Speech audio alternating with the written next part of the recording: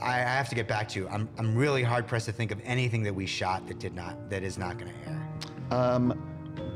When did you have to have heard by now from, like, okay, who did you show the pilot to or any early episodes for, like, honest feedback, or did you not do any of that? Outside the immediate sort of Warner Brothers, HBO family, I was really reluctant to show the show to anyone. If we show it to people and they hate it, you know, what are we gonna do? I probably should have done what you're describing, but I think that there was like a huge level of fear of like, oh my God, what if someone watches this thing and says that it's just sort of like morally reprehensible on every level. I am he as you are, he as you are me, and we are all together. When I first heard that HBO was planning to produce a show based on Watchmen, one of the most critically acclaimed graphic novels of all time, I was cautiously optimistic. Writer-creator of the original 1980s comic series, Alan Moore, has been hypercritical of any sort of extension of the Watchmen IP, most likely due to his clusterfuck of a falling out with publisher DC Comics, who released both the prequel and sequel series to the original 1986 masterpiece, without the involvement of either Moore or Watchmen artist Dave Gibbons, as well as the fact that any adaptations of Moore's work have all either been complete catastrophes and or severely missed the point of their source material. And thus, as expected, Moore was none too happy about hearing that HBO was making their Watchmen series. But this is HBO we're talking about. Over the last 2 decades, HBO has played a bigger role than any other network in changing the landscape of television as we know it, producing some of the most artistically mature and widely praised programming in history, which includes at least 4 of my top 10 favorite shows of all time. So I was willing to give them the BOTD. But then I learned that Damon Lindelof would be spearheading the series as creator and showrunner. Lindelof has always been a mixed bag for me. On one hand, he developed, in my opinion, one of the most underrated television programs in history. And despite the fact that I was never a big fan of Lost, you can't say the show was not instrumental in proving that television was an artistic force to be reckoned with, especially in terms of non-premium programming. But on the other hand, yeah. To be fair, Lindelof almost always co-writes his projects, but my biggest gripe with Lindelof as a storyteller is his tendency to have very interesting ideas, but an inability to weave them into a coherent story, as well as the fact that the in some cases stubborn inclusion of these ideas often comes at the cost of character. But despite my reservations, I was willing to cross my fingers and give him a shot.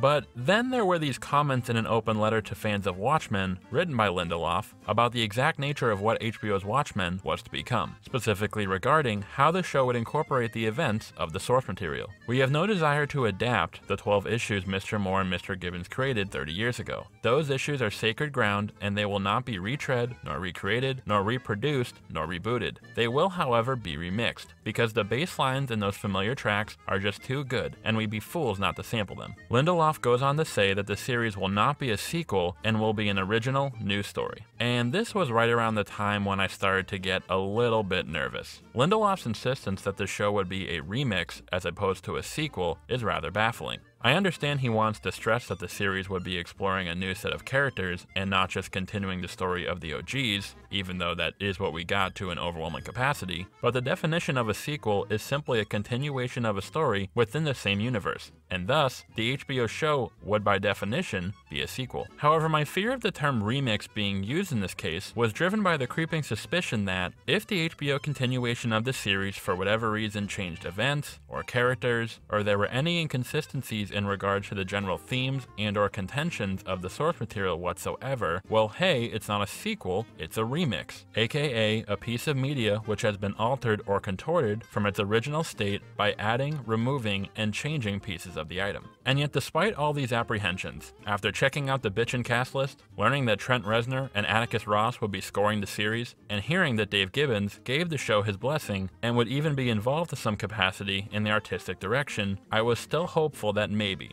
just maybe, HBO could pull it off. That they could develop a worthy successor to one of the greatest, most ambitious, most groundbreaking, most thematically complex graphic novels of all time. I had hope.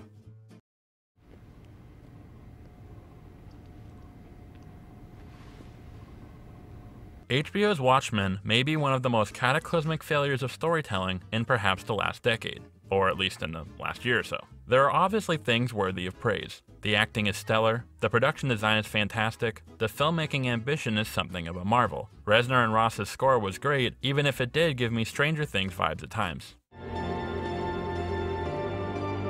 But as returning viewers of this channel will know, writing is king, and this season of television almost burned the retinas out of my skull. Not only did the series manage to contradict the characterization of almost all of the characters of the source material that make an appearance in the show, shortchange almost every single one of its original characters in one way or another, and completely negate and revamp the entire thesis of the graphic novel, but the series actually does a spectacularly horrible job of supporting its own thesis. And to top it all off, if you ignore how badly the show delivers its own main contention, you will find the contention itself is extremely, and I use this word rarely, but I feel it is warranted in this case, problematic. Which is surprising given the effort by Lindelof to assemble a racially diverse writer's room for better first-hand insight into race relations in the United States. But we will get to all of that in time. Just a short disclaimer, I will be discussing the show as if you the viewer has seen the show, so spoilers obviously. And while I don't believe it's necessary, since I will be discussing the source material to a massive extent, having read the original graphic novel will most certainly help your comprehension of this video. It's also a masterpiece, so you should get on that shit. This video will be broken up into 3 main sections. Section 1 will tackle the plot of the show, where I will discuss the actual chain of events of the story and how its logic doesn't hold up under the most basic of scrutiny. Section 2 will explore the characters of the series, both the newbies and the OGs, and how one way or another each of them were either poorly translated or mercilessly given the shaft. And Section 3,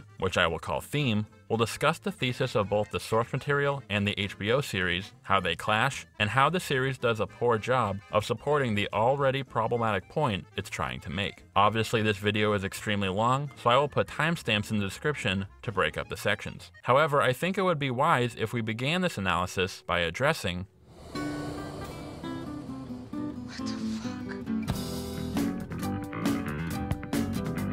Following the airing of the pilot of HBO's Watchmen, viewer reception was polarized, to say the absolute least. While many viewers, and I'd say the majority of media critics, heaped praise upon the show for tackling the subject of racial tensions within the USA, specifically white nationalism, other viewers felt that the series was too political and was pandering to a more liberal inclined and/or woke, if you will, audience. As the series progressed, the polarization only became amplified, with the more extreme online discourse devolving, as expected, into proponents and detractors of the show being labeled as SJWs and alt-right trolls, respectively. Personally, I have reservations regarding both extremes. As I touched upon in my video discussing Black Panther's Best Picture nomination a while back, if a particular film or television series is evidently purporting a certain worldview or appears to lean heavily towards one end of the political spectrum, it will more often than not be subjected to critical polarization. Now that is not to say that agenda-driven criticism is anything new, nor am I saying that a piece of media can be divorced from political context, regardless of whether or not it was made with the intention of being political. But I am of the inclination that a film or show's perceived political slant is weighed far more heavily than it should be, both by those who celebrate and deride it.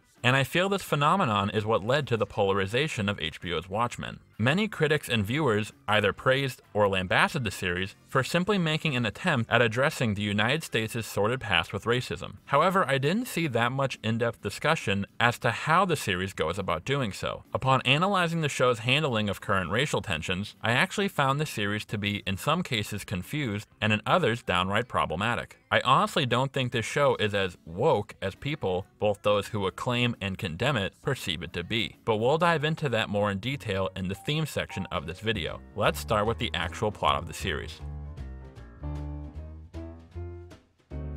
Originally, this section was much longer. There are many things I felt were worthy of criticism. A lot of information in this series is delivered through large exposition dumps. There is a fair amount of straight-up cringy dialogue. I eat good guys for breakfast. There are a few too many references to the source material in my opinion. By that I don't mean merely referencing the events of the graphic novel, but rather actual lines or pieces of dialogue that seem to function as nods to the fans of the original comic. My breaking point was when they repeated the final line of the novel twice.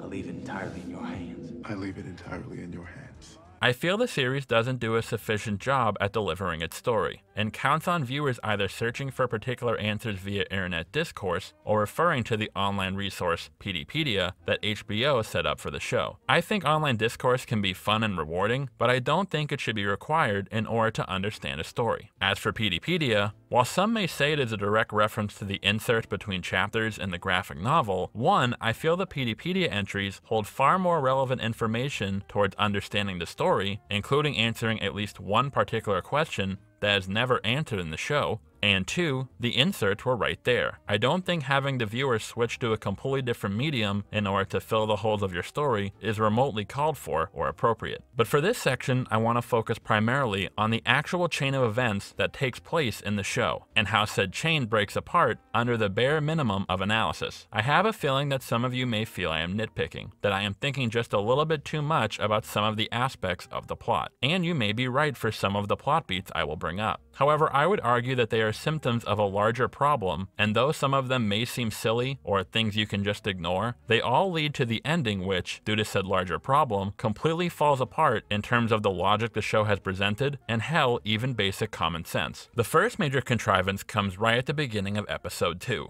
At the end of the pilot, Angela finds Judd dead, hanging from a tree with Will Reeves sitting in his wheelchair beneath. Angela then takes Will to her bakery, and interrogates him there. She later gets the call that Judd's body has been found, but does not mention Will's possible involvement. And for the life of me, I have no idea why on earth she does this. When Angela finds Will, why isn't her first move to call it in? Why does she take Will and interrogate him herself? Now, Angela obviously knows Will couldn't have possibly strung Judd up without assistance. But surely her colleagues would have come to the same conclusion, right? Why didn't she bring him into the police station and interrogate him there? Her motivation for making this choice isn't clear. Later in the episode, Angela takes a sample of Will's DNA and brings it to the Greenwood Center, a memorial for those killed in the Tulsa massacre, to have it tested. Again, why does she do this? Angela just assumes that he is a survivor of the massacre? Why would she? He's been living in New York for the last several decades, and only recently arrived back in Tulsa. This seems like a major jump to make. Maybe she was just checking his DNA in general?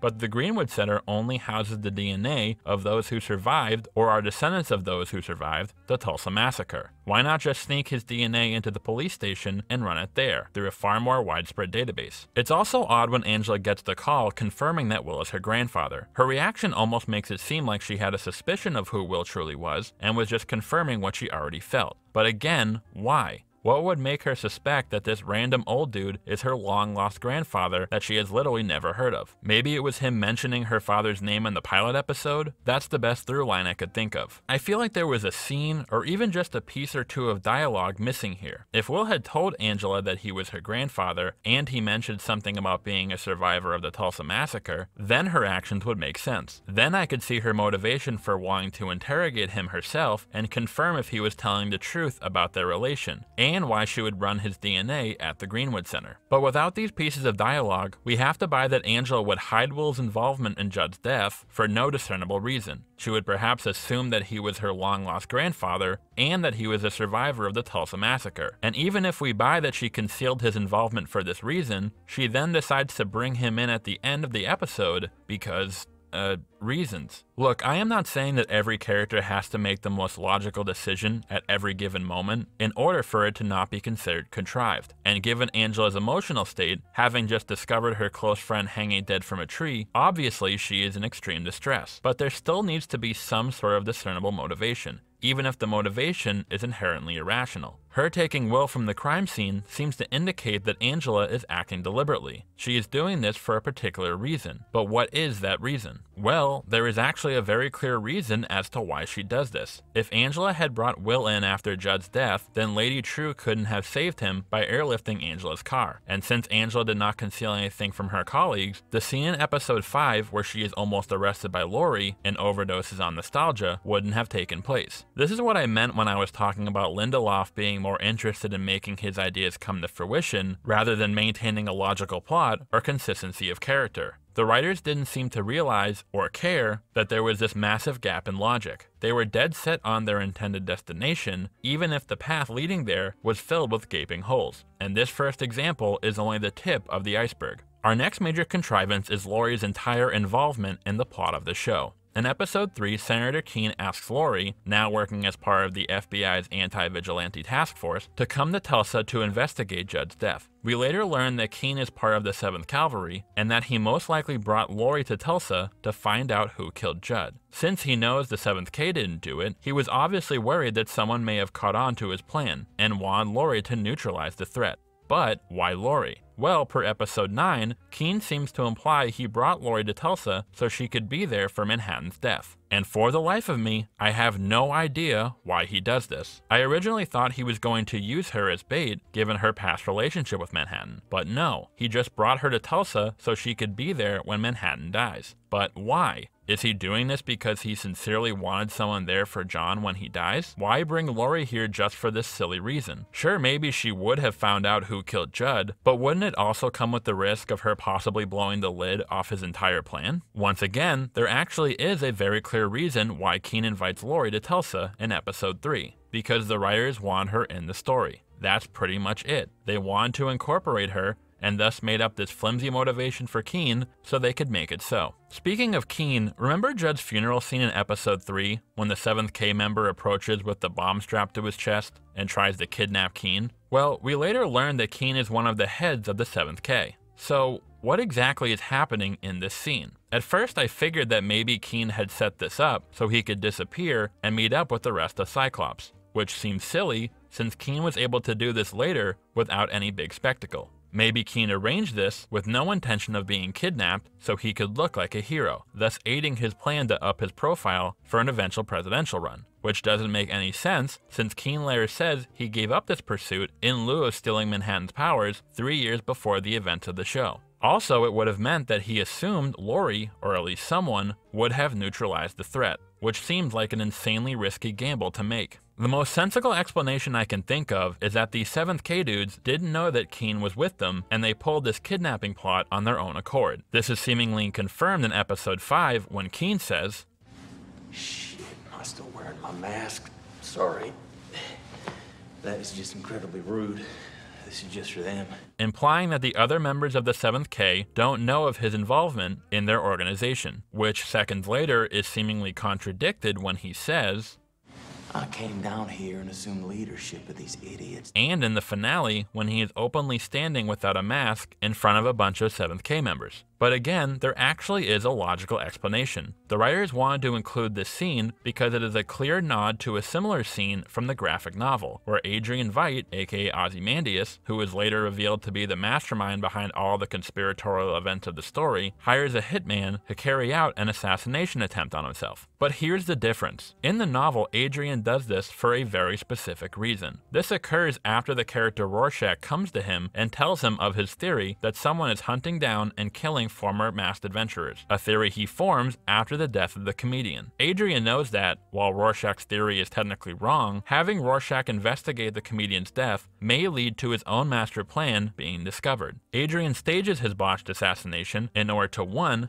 Make it seem as though Rorschach's mass killer theory is correct, thus sending Rorschach down a false path, and 2. To absolve himself from any and all suspicion. Adrian has a very clear and logical motivation. There is no such clear motivation in the show. Once again, we see ideas trumping logic. At the end of episode 3, Lady Trieu drops Angela's car right in front of Laurie. In episode 4, Laurie hits up Lady Trieu since it is likely one of her drones was used to take the car. While at Lady Trieu's compound, Lady Trieu asks Angela if she got her grandfather's pills. So, did Lady Trieu return the car because she knew Laurie would then visit her compound? Why would Lady Trieu want Laurie to be suspicious of her? Maybe this was all a ruse to get the nostalgia pills to Angela and to have her come to the compound where Trieu could confirm she got them? But how could Lady Trieu know that Laurie would bring Angela along? It seemed like Angela tagging along was an off-the-cuff thing since Petey just so happened to show up when Laurie and Angela were speaking.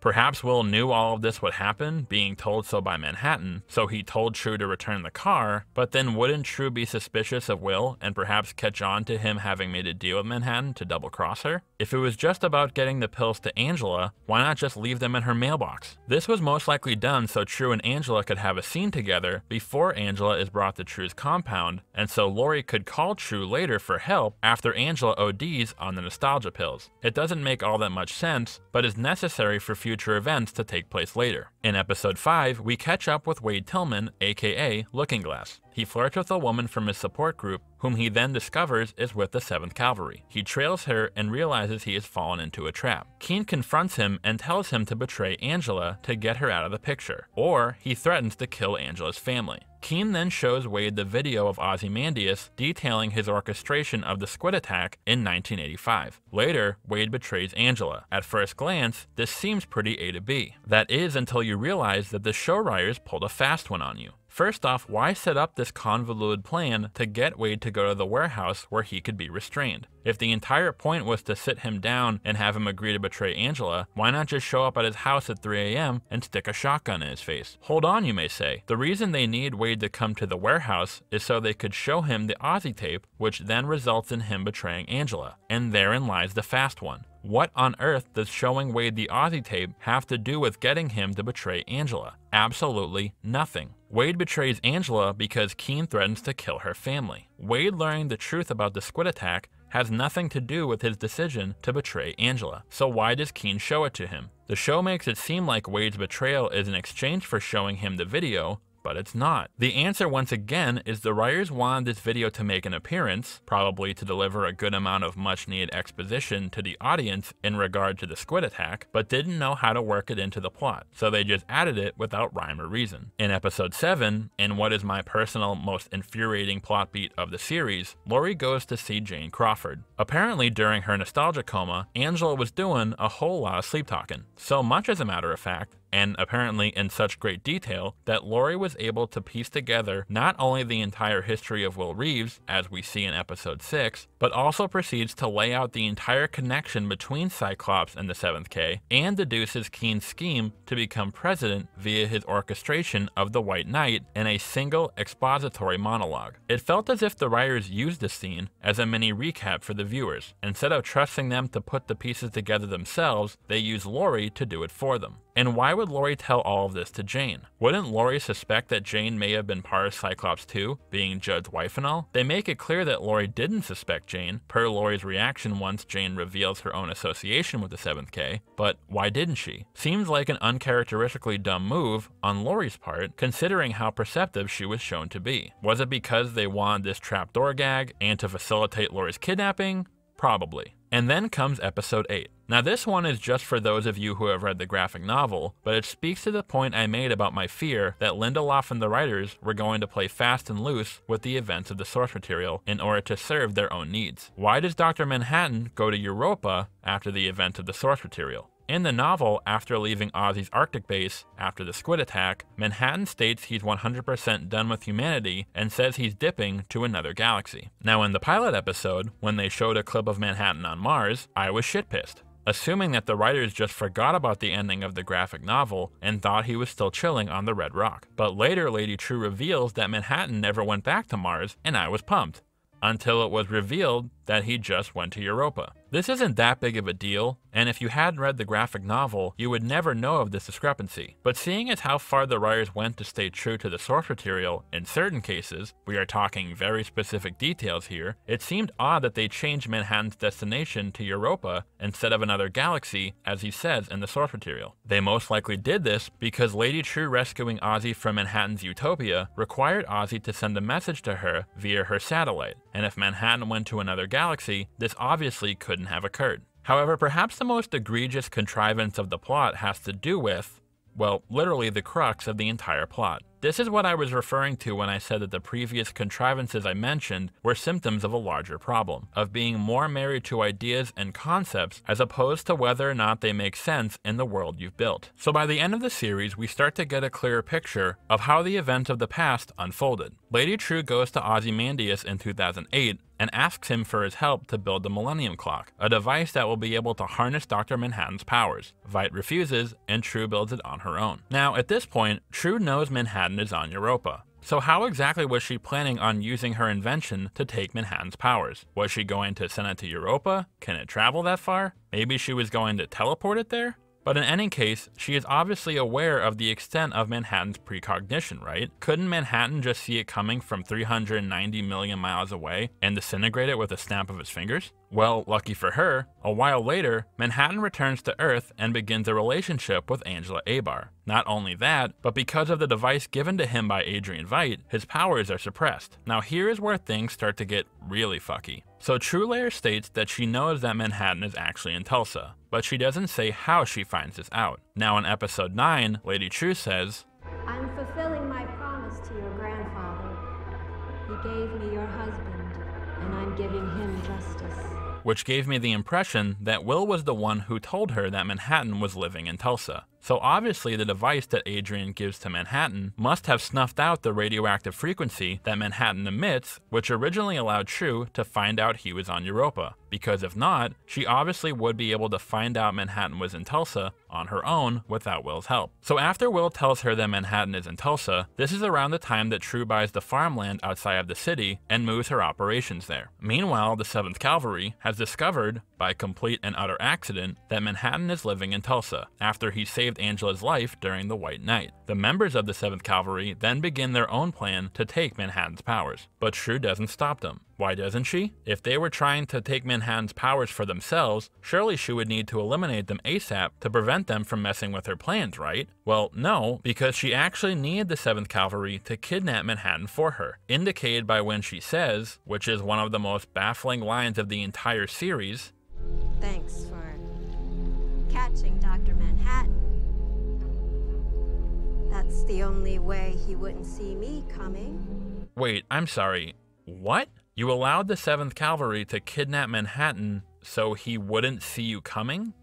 We're talking about Dr. Manhattan, right? Trieu must be educated on what exactly Manhattan can do, knows, etc. So obviously Manhattan would know if Lady Trieu was planning to pull some shit and take his powers. Even if she was using the 7th K as a sort of buffer to kidnap him so she could swoop in for the kill move, he would still be able to see 2 steps ahead, right? He obviously knew this when he visited Will in New York, since he told Will what was to happen. Why would Trieu think that Manhattan wouldn't know what she was up to? Now, perhaps Lady Trieu assumed that once Manhattan was kidnapped by the 7th K and was put in the lithium cage, which scrambles Manhattan's perception of time, that this would prevent him from stopping her from taking his powers. But this would still require the 7th K to kidnap Manhattan. So if Lady Trieu thought that she wouldn't be able to kidnap Manhattan because he would see her, a literal trillionaire with almost unlimited resources, coming, why would she entrust a group of racist rednecks to do it? Wouldn't Manhattan see them coming and easily stop them? The only reason Manhattan does get captured is because he allows himself to, which I find to be a ridiculously apt metaphor for the plotting of the entire show, mind you. So, just to recap, in order for all of this to play out as it did, Manhattan must have known everything that was to occur, from the 7th K kidnapping him, to Lady Trieu's involvement, to his own death. Lady Trieu must have been ignorant to the fact that Manhattan was living in Tulsa until Will tells her. She must have also been ignorant to the fact that Manhattan didn't have full access to his powers. Therefore, she must have believed that she would not be able to kidnap Manhattan on her own. But she must have for some reason believed that the 7th Cavalry could. So maybe the reason this had to play out as it did was because Trieu needed to let the 7th K kidnap Manhattan so they could then all get together for their white power meet and greet, and thus she could kill them in a single go. But this still means Trieu trusted the 7th K to kidnap Manhattan, which seems risky as hell. Why didn't Trieu just kidnap Manhattan herself and then use her, once again, almost unlimited resources to track the members of Cyclops down and kill them to repay Will? Also, why the hell does Trieu feel the need to repay him? Why not just say, "Thanks for the info, old man," and put one in his skull? Another odd aspect of this section of the plot is that the show, in order to make it work, has to ignore a very crucial element found in the graphic novel: tachyons. In the graphic novel, Dr. Manhattan is unable to see the outcome of Adrian's squid attack on New York because Adrian has been using tachyons to obscure Manhattan's view of the future. Are tachyons a bit plot devicey in the graphic novel? I suppose, but again, even if you think the presence of tachyons is a little contrived, it still makes sense in the world of the story. Adrian is the smartest man alive, with practically unlimited resources, and he knew while staging his masterstroke that Dr. Manhattan was the only one who could theoretically stop it, and thus he took the necessary precautions. So with all of that said, If Trieu thought that Manhattan still had access to his powers, which is why she needed the 7th K to kidnap him for her, why didn't she just use tachyons to some extent? She could use them to obscure Manhattan's view of the future, thus making it easier for her to kidnap him and take his powers. I should correct myself and say that the show doesn't necessarily ignore tachyons, since Adrian's device that wipes Manhattan's memory utilizes them. Rather, the show ignores them in this instance. The answer is of course, because then the entire 7th K aspect of the plan wouldn't be necessary, and the plot of the show would completely and utterly fall apart. The writers wanted this big finale with all the parties involved coming together and interacting. The whole season was building up to this climactic scene in the Tulsa Square. But in order to facilitate this, instead of carefully crafting a chain of narrative events that would lead to this conclusion in a sensical way, they had to seemingly ignore half a dozen completely incongruent facts about the plot and characters, and were just hoping the majority of the audience was too encapsulated by the what the fuckery to notice. Watching the series for the first time can be enjoyable due to the air of mystery the show emits. You may be so caught up in the intrigue that some of the more nonsensical plot turns don't stick out to you. But on a second watch, after said intrigue is stripped from the plot, you realize that is really all it had going for it. Now you may say, well, I actually feel that despite the plot being riddled with holes, and even if characters made multiple decisions that didn't make a whole lot of sense, that I actually thought it had a great deal of rich and layered character development. Ooh, yeah,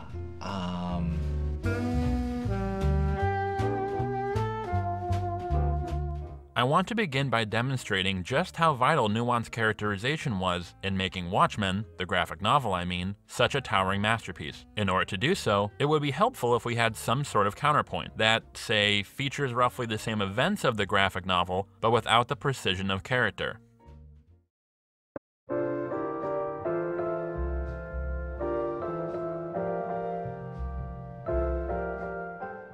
In 2009, Zack Snyder did what many thought impossible and adapted Watchmen for the big screen. Now the film was released to a rather polarizing reception, and seems to have been generally forgotten by the majority of the film-going public. A film that isn't good enough or bad enough to be all that notable. But the one thing that cannot be denied about Snyder's film was its faithfulness to the source material, especially if you watch the Ultimate Cut, which I would say is the definitive version of the film. Visually, the film is a damn marvel, and though the film changes some aspects of the plot, it basically delivers the same general kind of outcome, so I'm not too heartbroken about it. However, despite the almost verbatim adaptation of the graphic novel, the film, even among fans of Watchmen, is still highly polarizing. And based on my analysis of the film, I would argue that this is due to the mistranslation of characterization from the page to the screen. Cinefix has a great video on this, which I will link below. The video also cites Snyder's overemphasis on action in the film to be one of the big ways the film misses the point of the novel. But I find the changes in terms of characterization to be the biggest factor as to why the film just feels off. Watchmen is, by and large, a character piece. Yes, the novel begins with a murder mystery-esque setup,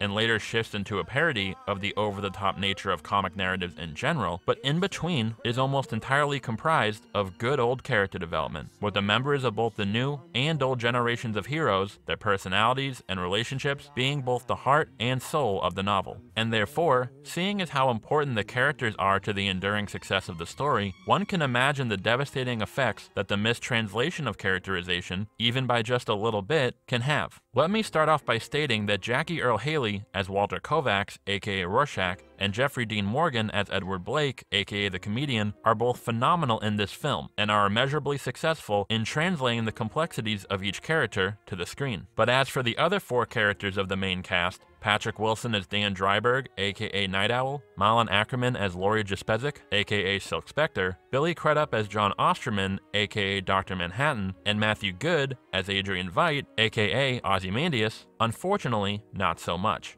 That is not to say that any of these four are bad actors, or even give bad performances in the film. It is simply a matter of, and though I think he receives a lot of undeserved flack regarding a number of his films, I have to lay this at Snyder's feet, a failure on behalf of the director for not interpreting the characters properly. As I said, the Cinefix video is pretty spot on about how the characters don't mesh with their novel counterparts, so allow me to piggyback and expand off of it. Dan Dreiberg in the film is way too sure of himself. In the novel, he is an anxious mess, both due to his numerous personal insecurities and fear of impending nuclear doom. Over the course of the novel, he slowly regains his self-worth as he takes back up his persona as Night Owl, thus communicating to the audience that he originally took up crime fighting in order to quell his lack of confidence. The fact that almost all of the quote-unquote heroes of the Watchmen universe originally took up crime fighting due to their own personal issues, insecurities, etc., as opposed to some intrinsic pursuit of justice, is one of the main themes of the novel. But in the film, Dan seems pretty chill in his retirement, which is in sharp contrast to how he is portrayed in the novel, where he is an utter and complete mess without the mask. So in the film, there really is no development, and thus, the adaptation is robbed of one of the central points the novel was trying to make. Laurie in the film is just kind of annoying. In the novel, like Dan, she didn't don her mask due to some deep desire for justice, but rather because her mother, Sally, the original Silk Spectre, pushed her into it. Laurie's relationship with Manhattan, which began when she was a whopping 16 years old, has disintegrated due to Laurie, now older and more mature, in need of a more fulfilling relationship. She needs someone she can relate to, who can understand her and empathize with her, all things that Manhattan cannot possibly do. Now in her mid-30s, Laurie is desperate to find some way to retake control of her life, which is only hindered by both the lingering threat of nuclear holocaust and her eventual realization that her father is in fact Edward Blake. Though Blake had once sexually assaulted Laurie's mother, years later, Sally and Eddie conceived Laurie during a consensual encounter, highlighting the complexity and ugly truths of the human condition. By the novel's end, Laurie has come to terms with the fact that she cannot change the past or know what is to come, but sets off on a new journey to define her future on her own terms. But in the film, all of this really doesn't come across. I do think Malin Ackerman was a bit miscast in this role, but again, I really have to lay this at the feet of Snyder, who may not have totally understood Laurie as a character, and thus was unable to communicate her underlying motivations and nuances. Laurie in the novel is simultaneously driven and sure of herself, while also completely hindered by a lack of direction, and this contradiction is balanced beautifully. Whereas film Laurie just comes off as more random and confused, as opposed to a fully realized character. John, aka Dr. Manhattan in the film, well, he's kind of a dick. In the novel, though John physically becomes Dr. Manhattan the moment he is ripped apart by the intrinsic field subtractor, his mental transformation occurs more slowly. We get the sense that he is truly trying his best to relate to those he cares about, but due to his perception of time and knowledge of the scope of the universe and his own future, he simply can't let himself empathize with the, what he considers, meager concerns of humanity. His arc in the book is actually quite tragic, as the reader slowly watches him become more and more detached from his fellow man, especially after the end of his relationship with Laurie, whom he states was his last connection to humanity. By the novel's end, Manhattan has drifted so far from his former identity that he actually refers to his former persona, John Osterman, in the third person. The key here is that John's detachment from humanity happens gradually over the course of the novel, indicated by his occasional outbursts of emotion. At these points, we see he still hasn't completely drifted into total and utter apathy, and that there still is a part of John within him. Whereas in the film, it seems like John's detachment from humanity happens the instant he returns as Manhattan. Instead of confused and clueless, his tone at the beginning of the film, and even throughout the numerous flashbacks, seems more condescending. Like with Dan, this makes him a rather static character for the length of the film, and the scenes where he does show emotion don't really make any sense in the film's context. We as an audience have difficulty empathizing with his struggle since we don't really see it play out at all. And then there's film Adrian. Towards the end of the novel, it is revealed that Adrian was behind the comedian's death, the exile of Dr. Manhattan, and the framing of Rorschach, all in an effort to prevent them from interfering with his plan of dropping a big-ass psychic squid on New York City, killing 3 million people, and ending the Cold War. What is so amazing about Ozzy in the novel is that he is simultaneously a parody and subversion of the evil genius trope. While Ozzy's master plan is almost laughable in its absurdity, and is revealed to our other characters by way of a long-ass supervillain monologue, Ozzy isn't portrayed as just some narcissist who is evil for the sake of being evil. That isn't to say he isn't a narcissist, but we'll discuss that later. It is made evident that Ozzy truly tried to use his resources and influence to make the world a better place, but as tension between the US and Soviet Union continued to build, he was horrified that all of his efforts were soon to be laid to waste. And thus, Ozzy's plan, while horrifying, was not the action of some psycho, but a man who truly believed it was the only way to ensure a future for the planet. And to his credit, he was right. But even after he sees his plan come to fruition and succeed, he still holds deep regret for the lives he took took, and he isn't even completely certain if it was the right thing to do. Whereas in the film, Matthew Goode plays Ozzy as if he were some standard comic book villain. He seems completely devoid of any sort of empathy or regret for the people he kills, despite his claim to the contrary. In the novel, Ozzy's uncertainty about the necessity or morality of his decision is essential to the thesis of the story. So by removing this, rather than having the climax of the story stand as a subversion of comic tropes, it mostly plays out like some subpar superhero flick, which was one of the most prominent complaints that many fans of the novel had about the film. So as you can see, by shifting the characterization found in the novel ever so slightly, you literally suck the heart and soul out of the entire story. Character is story. The story of Watchmen is driven by its characters, and thus, you can't keep the events and change the characters and expect the story to remain coherent. So now let's take a look at how Lindelof's series handles its characters, both the oldies and the newbies. But before we begin discussing any of them, I think we need to address another elephant in the room.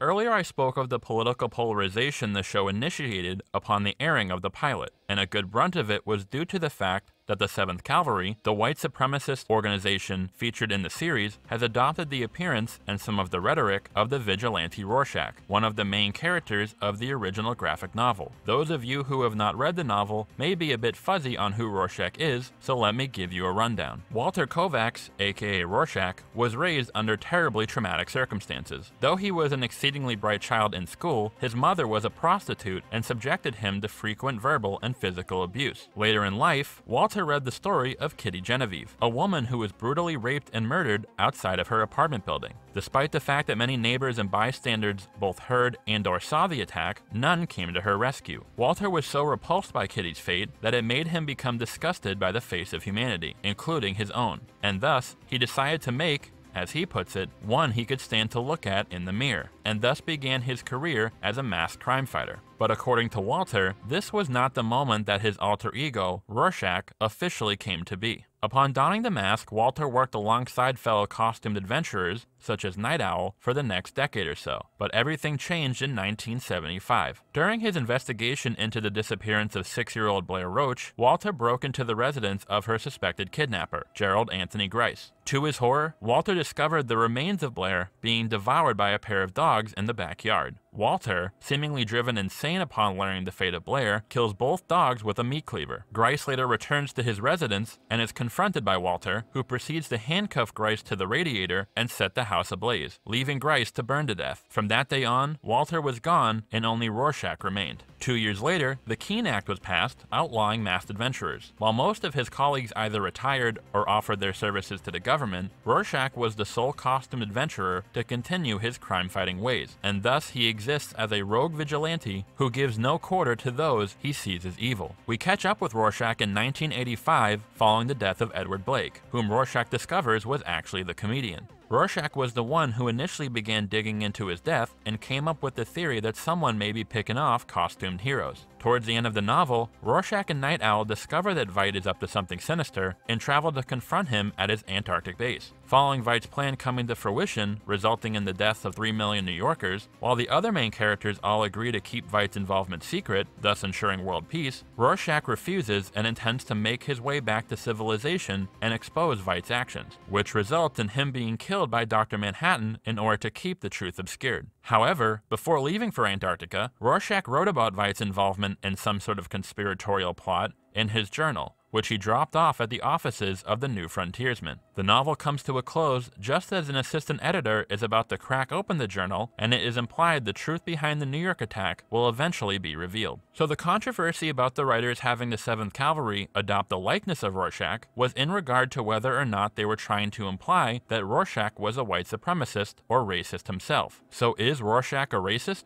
Well, it's complicated. Rorschach is characterized as a complete and utter misanthrope, having a distaste for the general population in its entirety. which most likely stems from his moral absolutism. To him, there is good and evil must be punished, though do take into account his moral compass isn't all that sound, given his childhood trauma. He is shown to speak ill of homosexuals, he isn't very comfortable around women, and he is an avid reader of The New Frontiersman, a conservative publication known to partake in derogatory caricatures. Yet with all of that said, Rorschach is never actually shown to hold, nor does he ever express any racist beliefs. But based on his general misanthropy, his distaste for the urban decay of the city, and his tendency to lean into stereotypes about certain groups, yeah, I could see him holding bigoted views about certain races. However, that really isn't the question. The question is, could the writing of Rorschach be realistically co-opted by a white supremacist group like the 7th Cavalry? Yeah, probably. Again, one of Moore's intentions with Rorschach was to show how any sort of absolute morality can be dangerous, depending on what moral scale you are using. So Rorschach's musings about filth, evil, justice, etc. could absolutely be misinterpreted. And this is precisely what Lindelof has stated was intended. We understand that we're appropriating the original Watchmen. Characters in the show are appropriating iconic ideas like the Rorschach mask. The idea that the 7th Cavalry, who seem to be presenting a white supremacist ideology in the pilot, have appropriated Rorschach based on his writings as a white supremacist. Rorschach is dead. He's not around to basically say, you got it all wrong. So Lindelof says that the idea that the 7th Cavalry would misinterpret Rorschach's philosophy and attribute their own hateful ideology to it goes along with one of the themes he and the other writers wanted to explore in the series, which is appropriation. This theme is later explored in episode 6, when the crime fighting of Will Reeves is appropriated by the likes of the other Minutemen. Now, I am sure if Rorschach were around in Tulsa, he would be disgusted by the 7th Cavalry, but I can see how his writings could be co-opted by the 7th K, and I can see how that goes along with the theme of appropriation.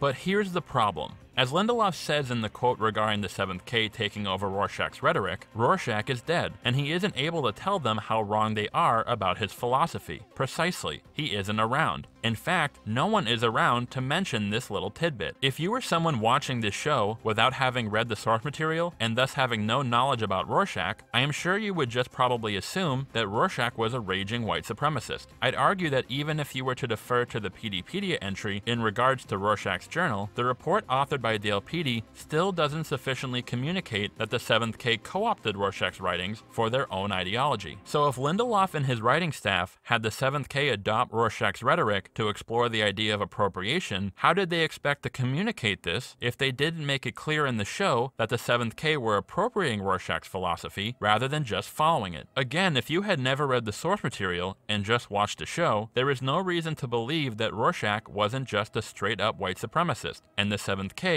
were merely his ideological descendants, and therefore, the theme of appropriation wouldn't make any sense in this context. Perhaps Lindelof counted on viewers reading up on Rorschach on their own in order to give this context, but as I said, making viewers do legwork for you is pretty weak sauce. A lot of the discourse surrounding this controversy, unfortunately, was driven to the extremes, with some saying that Rorschach was always meant to be portrayed as a sexist, racist, evil man, while others claimed him to be the undisputed hero of the story. Those who defended the portrayal of Rorschach's likeness in the TV series cited that Alan Moore always intended to portray Rorschach as a character who was not to be emulated. Rorschach became the most popular character in Watchmen. I meant him to be a bad example, but I have people come up to me in the street saying, I am Rorschach. That is my story. And I'll be thinking, yeah, great, can you just keep away from me and never come anywhere near me again for as long as I live? However, I would say that both sides of the argument have it wrong. Rorschach was by no means meant to be seen as a heroic figure in the graphic novel. However, he also wasn't portrayed as a straight-up evil presence. Moore's writing is actually very sympathetic to Rorschach's character. And when I say sympathetic, I don't mean that Moore defends Rorschach's motives or methods, but rather he goes to great lengths to show that Rorschach's psychopathy is a result of his immense trauma. This quote by Moore isn't saying Rorschach is evil and needs to be expunged from the earth, it's saying Rorschach is an extremely disturbed individual due to the immense trauma he has been subjected to, and he severely needs professional help. Dave Gibbons did once compare Rorschach to the likes likes of Margaret Thatcher and Adolf Hitler, but again, I think this quote is often misconstrued. I don't think Gibbons is saying Rorschach is anywhere in their league in terms of his rhetoric, but rather any sort of moral absolutism can be very, very dangerous, which is of course one of the central themes interrogated in the novel. So to wrap this up, both those claiming that Rorschach has always been a Nazi-esque racist, and those saying there is no way he could ever be mistaken as such, well, I'd say they're both wrong. I don't know if Rorschach holds racist views, but I wouldn't be surprised. I don't think Rorschach would ever align himself with the likes of the 7th K, but I can definitely see how the 7th K could take his writing and misinterpret it to prop up their own rhetoric. Now, given Lindelof's comments on the matter, I'd argue that he understands there isn't exactly a straight line from Rorschach to the 7th K, and this is where the theme of appropriation rears its head. But because of the failure to communicate this effectively, I can totally see how many would assume the show was just straight up equating Rorschach and the 7th K, and thus I can completely understand the fandom's frustration.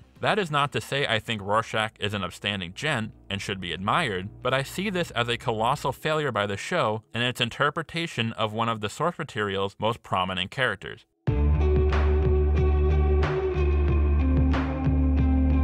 To be frank, Laurie's portrayal in the show really pissed me off. Not just because, as detailed in the first section of this video, her insertion into the story is rather contrived and unnecessary, but because the writers, for whatever reason, seem to backtrack on almost all of the character development that she goes through in the source material. As stated before, Laurie's mother Sally was the OG Silk Spectre of the Minutemen. Throughout the novel, Laurie struggles with the way her life has turned out, as well as the strained relationship she has with Sally, driven by her resentment towards her mother for forcing her into the quote-unquote family business. Laurie, unsatisfied with her relationship with Manhattan due to his inability to be attentive to her, leaves him and rekindles her relationship with Dan Dreiberg. Now, Laurie's journey is marked by two significant events. The first being the discovery that her father is Edward Blake, aka the comedian, a man who once tried to rape her mother. Laurie and Blake engaged in a consensual encounter years later, which led to Laurie's conception. The second is the fallout from the squid attack. After the destruction of New York,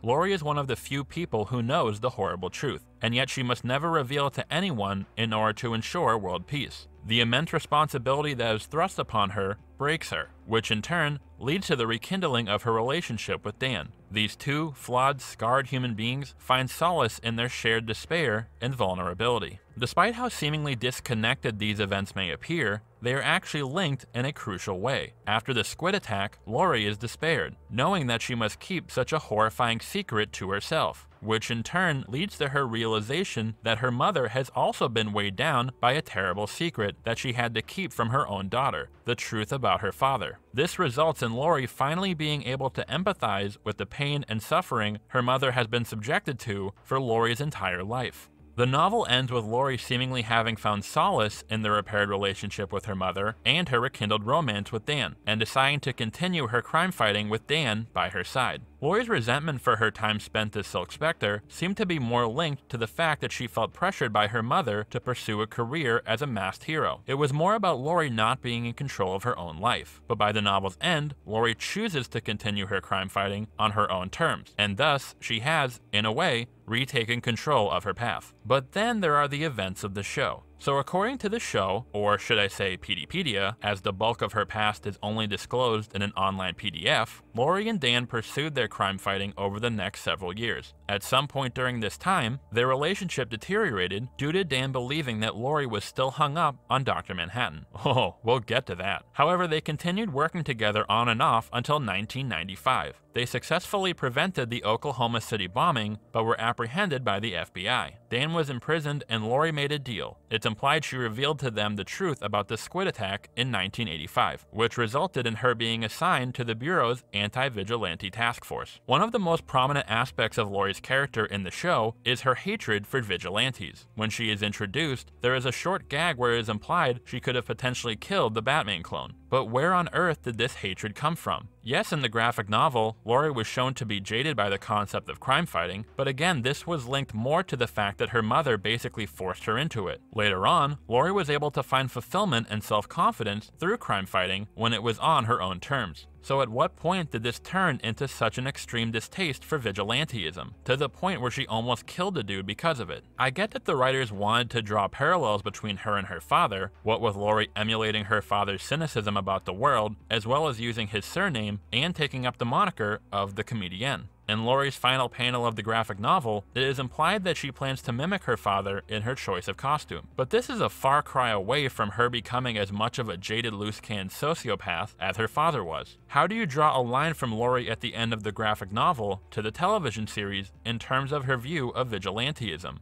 I am having trouble even breaking it down because I don't feel like it was fleshed out at all. To have her arc in the novel be about her coming to peace with her parentage and finding fulfillment through her crime fighting, and then follow up with her years later with her being completely miserable, I just don't know. It seems like the writers wanted this interpretation of Laurie, but didn't really think about how they could get her from A to B. Lindelof spoke of how the idea of the cynical Laurie came from the idea that people are cursed to end up like their parents. So Laurie would undoubtedly end up like her jaded mother, right? Except the whole reason Sally is as miserable as she is in her old age is due to her failure to reconcile her past, something that Laurie accomplishes by the novel's end. Laurie won't end up like her mother because she accomplished the one thing her mother was never able to do. However, the one aspect of the show's interpretation of Laurie that really pissed me off was the fact that in the show, Laurie seems to be still hung up on Dr. Manhattan. Literally, her entire arc in the novel was her realizing that Manhattan could not give her a fulfilling relationship. He can't relate to her. He can't empathize with her. This was the whole reason she left him and found a connection with Dan. The fact that the show has Laurie and Dan break up due to her pining for Dr. Manhattan is ludicrous. The fact that Dan would make the Manhattan dildo as a fuck you to Laurie seems ridiculously out of character for him. Now, some may disagree that the reason Laurie and Dan's relationship falls apart was her pining for Manhattan. On PDpedia, you can find a transcript of Laurie's interrogation by the FBI, following her apprehension after foiling the Oklahoma City bombing. When asked why she and Dan stopped seeing each other, Laurie states, "He wanted kids and I wanted guns." This is in reference to one of their final exchanges in the novel where Laurie, in lieu of settling down, wants to continue their crime-fighting ways. However, in the novel, Laurie, when speaking about settling down and having kids, says not yet, implying that this isn't something that is totally off the table. I guess the writers interpreted this as Laurie saying she never wanted to settle down with Dan. That seems incredibly unlikely. But in any case, I'd argue that the fact that Laurie is still hung up on Manhattan is telegraphed like a motherfucker. In order to get some clarity as to whether or not this was intentional, I found some comments made by Lindelof in regard to Laurie and Manhattan's relationship, but unfortunately, they are just utterly baffling. The last thing that anyone wanted to do was present a version of Laurie that was hung up on Dr. Manhattan to the level that she couldn't move on. But there is also something fascinating about, if you were dating the most powerful being in the universe, how could you ever date someone else? I don't see how Laurie frequently talking to Manhattan via the phone booths, getting emotional while doing so, her and Dan's relationship falling apart because of Dan suspecting she still had feelings for Manhattan, and the fact that Laurie apparently takes nightly rides on a massive blue dick is meant to create anything other than the impression that she is still hung up on Manhattan. But it's the second part of that quote that really irks me. How could Laurie ever date someone else other than Manhattan, the most powerful being in the universe? The entire reason Laurie left John was because he wasn't able to give her basic human needs, comfort, empathy, and yet this very clear aspect of her journey seems to have been completely lost on Lindelof. I never believed she and Dan would last long. That was my personal belief. This idea that all Laurie needed was someone to spoon with did not really feel like it quite fit. Laurie didn't just need someone to spoon with. She needed someone to understand her, someone she could confide in, someone who could relate to her fears, her wants, her desires, her anxieties. Again, all things that Manhattan could never ever understand. To see two human beings finding comfort and solace in their shared existential horror, to see it boil down to Laurie just needing someone to cuddle with is immeasurably insulting. Laurie still being hung up on Manhattan in the show seems even more baffling when you remember that Manhattan has been away from Earth for decades, so his detachment from humanity has probably only intensified over that period of time. Speaking of which,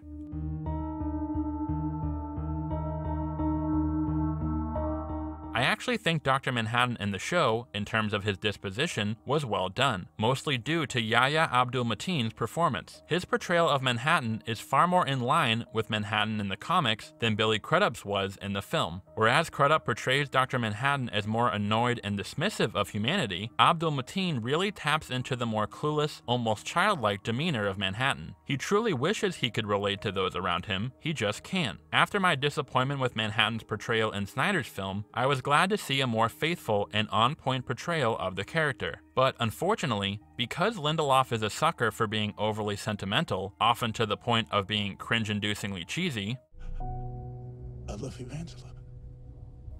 So here I am sounding like a broken record already. Dr. Manhattan's entire arc in the source material was his increasing detachment from humanity. There is a scene where Dr. Manhattan and the comedian are at a bar shortly after the United States has won the Vietnam War. A pregnant woman enters and tells the comedian that the child is his, but he cruelly rebuffs her. She assaults him, and in response, he guns her down. The most interesting aspect of this scene is Dr. Manhattan's subtle contradictory reactions to this horrible event he has just witnessed. Manhattan seems to react in a way that says he knows that the comedian killing this pregnant woman is obviously immoral and bad, but as the comedian points out, Manhattan could have saved her, he just chose not to. Not for any particular motivated reason, but simply because he didn't care all that much. Given his newfound perspective, Manhattan knows that this woman dying, even though he knows it's wrong, is utterly insignificant in the grand scope of the universe. The comedian then goes on to chastise Manhattan, saying he had been feigning his feelings for his former girlfriend Jenny Slater, and doesn't really care all that much about Laurie, whom he is currently in a relationship with. This is a significant moment that highlights Manhattan's arc throughout the novel. We see that despite his inability to connect and relate to other people, he is desperately trying to. This is when the tragedy of Manhattan is truly solidified. He isn't just a mindless zombie, he is a human who has lost access to the very emotions that define humanity. By the novel's end, he has come to the sullen realization that he cannot bear to see those around him suffer due to his detachment and flees for another galaxy. And considering all of that, I found Manhattan's role in the television series to be completely nonsensical. So Manhattan returns to Earth in 2009, 24 years after the events of the graphic novel, and speaks to Angela in a bar. He tells her they are meant to enter into a relationship for the next 10 or so years, and that their relationship will end in tragedy. So there really is no explanation as to why Manhattan comes to Earth and begins his relationship with Angela, which in turn sets off the entire plot of the series. I would say this is contrived as fuck, but well, there's a reason I didn't mention this along with the others, and that is because, I mean, it really isn't contrived in the sense that characters are acting illogically or certain aspects of the world are being contradicted. Manhattan came to Earth because, well, that is just how it's meant to be. This is something that is common in time travel movies, when a character tries to go back in time and change something, but ends up causing it to occur. There is no rhyme or reason as to why, this is just how things are meant to go. However, what makes absolutely no sense to me is how the writers seem to have Manhattan now all of a sudden regain his capability to fall in love with someone. Referring back to the scene in the novel between Manhattan and the comedian, Manhattan's relationships with both Jenny and Laurie were basically doomed due to his inability to relate to his fellow man, and it is hinted at that Manhattan may be feigning his feelings to some extent in order to keep the charade going. Also keep in mind that he meets Angela 24 years after he flees Earth, so his detachment from humanity has probably only increased tenfold. But it seems like his relationship with Angela in the show is different, their romance being far more pronounced than any of his previous, most notably due to his action of asking Adrian Veidt for a way to become semi-mortal so he can be with her. I don't really understand why John didn't do this before with either Jenny or Laurie. Also, it seems weird that if Adrian had this device that would wipe Manhattan's memory and allow him to live as a mortal, then why wouldn't he have offered it to him at some point during or before the events of the graphic novel, before the squid attack? I am sure that Manhattan would have taken Veidt up on his offer to be able to experience human emotion again, and this would result in him being powerless to stop the attack. I know this device was invented for the show, but as a writer you really need to be careful about retcons creating massive plot holes. Ooh, sorry, I'm getting my clips mixed up. Now, despite my reservations about and difficulty buying this whole romance between Angela and Manhattan, I guess I can't say it's contradicted to his character. We could have a full-on discussion and dissection about Manhattan and whether or not he is capable of love and what exactly that means to a being like him, but for the sake of this video, I am going to lay it to rest. However, what I cannot lay to rest is what seems like Manhattan's master plan and the contradictory action he takes after his plan comes to fruition. So we later learn that Manhattan was completely aware of everything that was to happen, and that it would end with his death. He seemingly went along with these events because he knew that as long as he was a presence in the world, people would hunt him, and should his powers ever fall into the wrong hands, it could spell disaster for humanity. So let's set aside the argument as to whether or not Manhattan can be killed or destroyed in any sense. It seems rather unlikely, since in the graphic novel, Veidt's attempt at doing so results in Manhattan easily reassembling himself. But let's say that Lady Trieu was able to develop some sort of technology that could steal the powers of Manhattan, and the reason he allowed himself to be killed was to prevent this. The only problem is, that's really dumb. The only reason Manhattan was able to be killed was because he allowed himself to be. But what if he didn't? If Lady Trieu or the 7th K came for Manhattan, they would be dealt with in a timely and most likely gory fashion. He is a literal demigod. As he says, "The world's smartest man poses no more threat to me than does its smartest termite."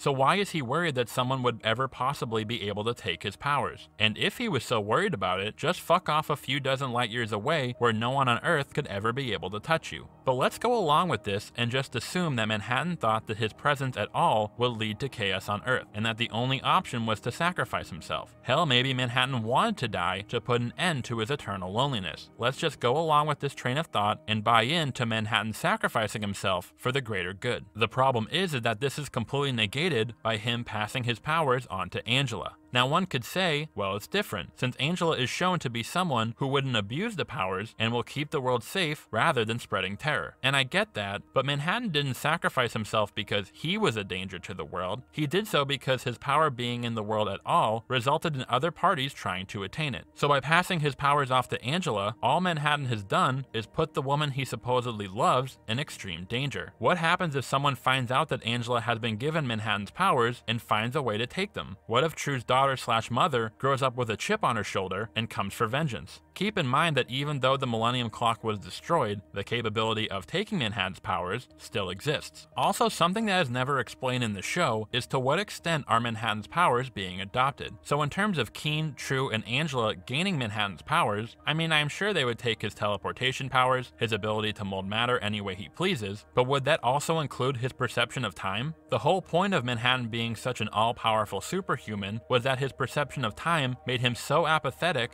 that he didn't even bother to use his powers for any real good on Earth. So wouldn't the same happen to Keen, or Trieu, or Angela? I thought it would have been hilarious if Keen received Manhattan's powers, and then one of his racist pals was like, okay, ready to take over the world and create a white ethno-state? And he's all like, I don't really feel like it. It's sort of glossed over in the show, but yeah, I guess Keen and Trieu just assume that they won't turn to complete and utter apathy due to their warped perception of time because, reasons. Now some of you may be saying, well, the ending was ambiguous, so we don't know if Manhattan gave Angela his powers. I think it would be rather silly that the writers would spend so much time setting up the whole chicken and the egg thing to not have it pay off, but you're right, the ending is ambiguous, so there is no way of knowing. And here's why that's fucking stupid. Ambiguous endings only work when they have a point, when the answer to a particular question would detract from the theme of the story. One of my favorite films is Doubt, which tells the story of a nun who tries to expunge a priest in her parish after she comes to believe he has molested an altar boy. The film ends with the question as to whether or not the priest is in fact guilty unanswered, which is the entire point. The story is about how sticking to one's convictions without evidence can be admirable, but also very dangerous. And once a hint of doubt seeps its way into one's mind, it can shatter the entire foundation of your faith. If we knew the priest was either innocent or guilty, it would defeat the entire purpose of the story. Again, the ambiguity of the ending has to have a point. In the graphic novel, the ambiguous ending as to what will happen when Rorschach's journal is revealed to the world has a point. Moore never intended for an answer to be given. We'll dive into how the ending ties into the main thesis of the graphic novel later on. Whereas in the show, the ambiguous ending has no purpose and doesn't make any sort of point. If Angela has been given Manhattan's powers, then we are faced with the problems I've already discussed. If Angela hasn't been given Manhattan's powers, and she just faceplants into the pool, well, okay, but either way, whether she got the powers or not showing the audience the outcome doesn't do anything. It doesn't offer a prompt discussion, there are no thematic elements to dissect and talk about. They just don't show us the ending. It's not deep or insightful, it's pretentious as dick. As for the ambiguous nature of the ending, Lindelof's comments regarding it are, just once again, completely bewildering. It didn't feel that ambiguous to me. It felt very clear to me. If we had rolled another 10 seconds forward, what would have happened? If someone wants to argue that Angela sinks to the bottom of the pool, I would want to hear their points. I have my index cards ready to make an argument for why she doesn't sink, but we still chose not to show it. It seems that Lindelof is implying that Angela does receive Manhattan's powers, and it wasn't meant to be ambiguous. So why not just show it? Per Lindelof, it's not ambiguous, but we chose not to show it, but we don't want the audience to make up their minds about it because there is a definitive answer, but we don't want to give it because... But let me end on a positive note. At least the show was far more faithful to the source material in regards to Manhattan's characterization than Snyder's film was. Unfortunately, the same cannot be said for...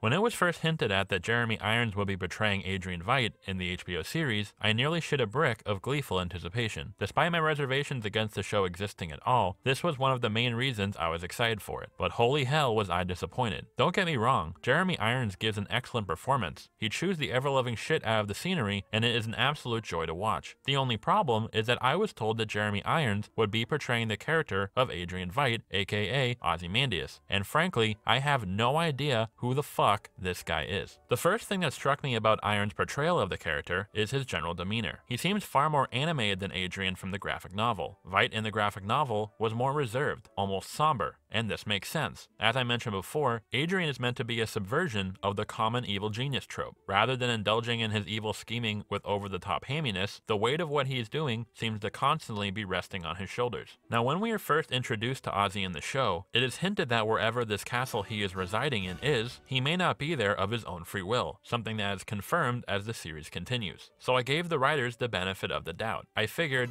well hey, maybe Ozzy has been driven insane due to his captivity here in addition to the 24 years he most likely spent at his Antarctic base after the squid attack until he is sent to Europa by Manhattan. A man driven to the brink of insanity due to his master stroke having only delayed the doom of humanity. But then came episode 5, when we are shown the tape that Ozymandias made, explaining his involvement in the squid attack to future president Robert Redford. And what do you know, he seems extremely cocky and almost delighted by his impending murder of 3 million innocent civilians. It was at this point that I realized that the Ozzy we see at the Manor House is not a man driven to madness after 30-something years of solitude and his masterstroke failing to bring about the utopia he dreamed of. This is just how the writers interpreted the character. A man who believed the destruction of New York and the snuffing out of countless innocent lives was the only way to save humanity, who despite his competence and meticulous planning was still plagued by crippling doubt as to whether or not the outcome was worth the cost. And yet here he is, just happy as a clam about his looming cephalopod-induced holocaust on the citizens of New York. Now some of you may be saying, well of course Adrian would have this attitude. He is a raging narcissist. Of course he would be a cocky prick, basking in his own genius plan and reveling in the knowledge that he is the savior of humanity. Yes, but actually no. See, Adrian is a raging narcissist, but his narcissism is more complicated and nuanced than how narcissism is often portrayed. When you think of narcissism, most likely you picture someone like, say, Leonardo DiCaprio as Jordan Belfort in The Wolf of Wall Street. Someone who lives an exceedingly hedonistic lifestyle with little to no care as to how their pursuit of their own personal gain affects anyone else. However, if you think about Adrian's character in the graphic novel, he actually displays characteristics that seem to contradict this profile. Adrian gave away his family's fortune to prove he could build something from nothing. His crime fighting actually led to a substantial amount of good for the world. He later began a company which made strides in technology that was used to help make the world a better place, and developed the Veidt method, a guide that's aim was to help people become their very best selves. He was a philanthropist, a pacifist, was being the key word, and again keep in mind, he didn't do any of this for strictly financial gain. Was he self-absorbed and obsessed with his own vanity to a certain extent? Of course, but in the graphic novel, Adrian is drawn as a man who truly wanted the best for the world and its people. But yes, he was a narcissist. Not in the sense that he was a raging hedonist who stepped on the neck of anyone who got in the way of his own pleasure, that is, unless that is your preferred form of pleasure, no judgments here baby, but rather that he had a massive messiah complex that convinced him that he was the one, the only one, who was destined to unite humanity just as his idol, Alexander the Great, did. So it may seem odd to say in the same breath that Adrian was a raging narcissist, but truly and sincerely wanted what was best for the citizens of the world. This is a theme that is present in the original graphic novel, that even if a person is truly and sincerely benevolent and wants to help make the world a better place, there is often a deeper, more self-serving motivation, whether the person is conscious of it or not, to their heroism. Dan Dreiberg is a great personification of this duality. He is a man who is truly compassionate and wants to help those in need, but it is clear that his decision to put on the mask was also driven by his aimless and inadequate life. He is simultaneously altruistic and to some extent selfish. Hell, look at Batman. Yes, he is absolutely for justice and helping the citizens of Gotham, but are his actions also driven by a somewhat semi-egotistical desire to punish criminals like the one who took the lives of his parents? Of course. So yes, Adrian is absolutely a narcissist, but the expression of his narcissism in the show is ridiculously off base. This misinterpretation of Veidt's character is later amplified in episodes 8 and 9, where it seems to be implied that Veidt is in despair, not just because his plan didn't lead to the utopia he had always dreamed of, but that the people of the world don't know that he was the one who saved them from nuclear destruction. Adrian probably wouldn't care all that much about whether or not the people of Earth knew he was the one who orchestrated the squid attack. Adrian goes to great lengths to ensure that no one would know the truth about his involvement. Yes, he tells several of his former peers at the conclusion of the novel and lets them live, but Rorschach, Laurie, and Dan are fugitives at this point, and thus he would assume they would probably keep their mouths shut, and he knew that Manhattan would understand, or just wouldn't care enough to do anything about it. Speaking of which, a lot of fans were upset with the video that Adrian made, addressed to Robert Redford, that appears in episode 5. It seems odd that he would do so much to cover his tracks, but then basically record a several-hour-long confession. Why not just meet with Redford in private after he became elected? Some chalk this up to him being a narcissist, which, again, I find to be an elementary reading of his character, with him making this video being quite out of character and only serves as a shoehorned-in plot device. It feels like the writers really didn't get Adrian and the complexity of his character. They saw him as a raging narcissist and just colored him with very basic and predictable mannerisms, reflecting their understanding of what a narcissist is, failing to understand or just not caring about the nuances of the character. And once again, Lindelof's comments regarding Veidt's more comedic and borderline goofy demeanor are just, once again, baffling. If you told Alan Moore that Adrian Veidt farted in a prominent way, his head would explode. I can't argue with that logic. In fact, if someone told me that, if I wasn't making Watchmen and someone just said to me, in the 7th episode of Watchmen, Veidt is on trial for dropping the squid on Manhattan, and the entire speech of his self-defense is that he farts, I would say, that is the stupidest thing I ever heard, and whoever wrote it clearly has no understanding of Watchmen. And yet, here we are. I am at a complete and utter loss for words. Lindelof seems to understand that Veidt's disposition in the show is very far off from how he's portrayed in the novel, but he just doesn't seem to care. Again, he seems married to his ideas and wants to make them happen. He stated that, "We relied largely on the performances to inspire the writing. How do we have a comedic performance here where the character isn't trying to be funny, but it's a slightly absurd and ridiculous treatment of the character? We just went for it because it felt right." There is absolutely nothing wrong with letting performances inspire writing, if you are dealing with original IP. If you are dealing with some sort of source material with a plethora of established characterization, you need to tread lightly. I repeat, you cannot change character and keep the same events and expect your story to remain consistent. Lindelof and his writers wanted their interpretations of these characters to play out, but didn't want the burden of adhering to the established characterization of the source material. Yes, they made sure the more surface-level details matched up, but when it came to the nuances of the main players, they played fast and loose. You can't just make a sequel to a beloved franchise and fuck with the characters' personalities and expect the fans to... Never mind, guys. This is a remix. My mistake. You know what? Just go ahead and disregard this entire section about the OG characters. So let's move on to the new characters that Lindelof and his writer's room created for the show. I'm going to go over most of the major players with the exception of Will Reeves, as he will be the main focus of the theme section of this video. Now, my main gripe with the show's treatment of the OG characters was the seemingly careless disregard for established characterization. But since these are brand new creations, and thus free from this restriction, I am sure they are well drawn, interesting, and captivating, right? No. There's a bright golden haze on the meadow.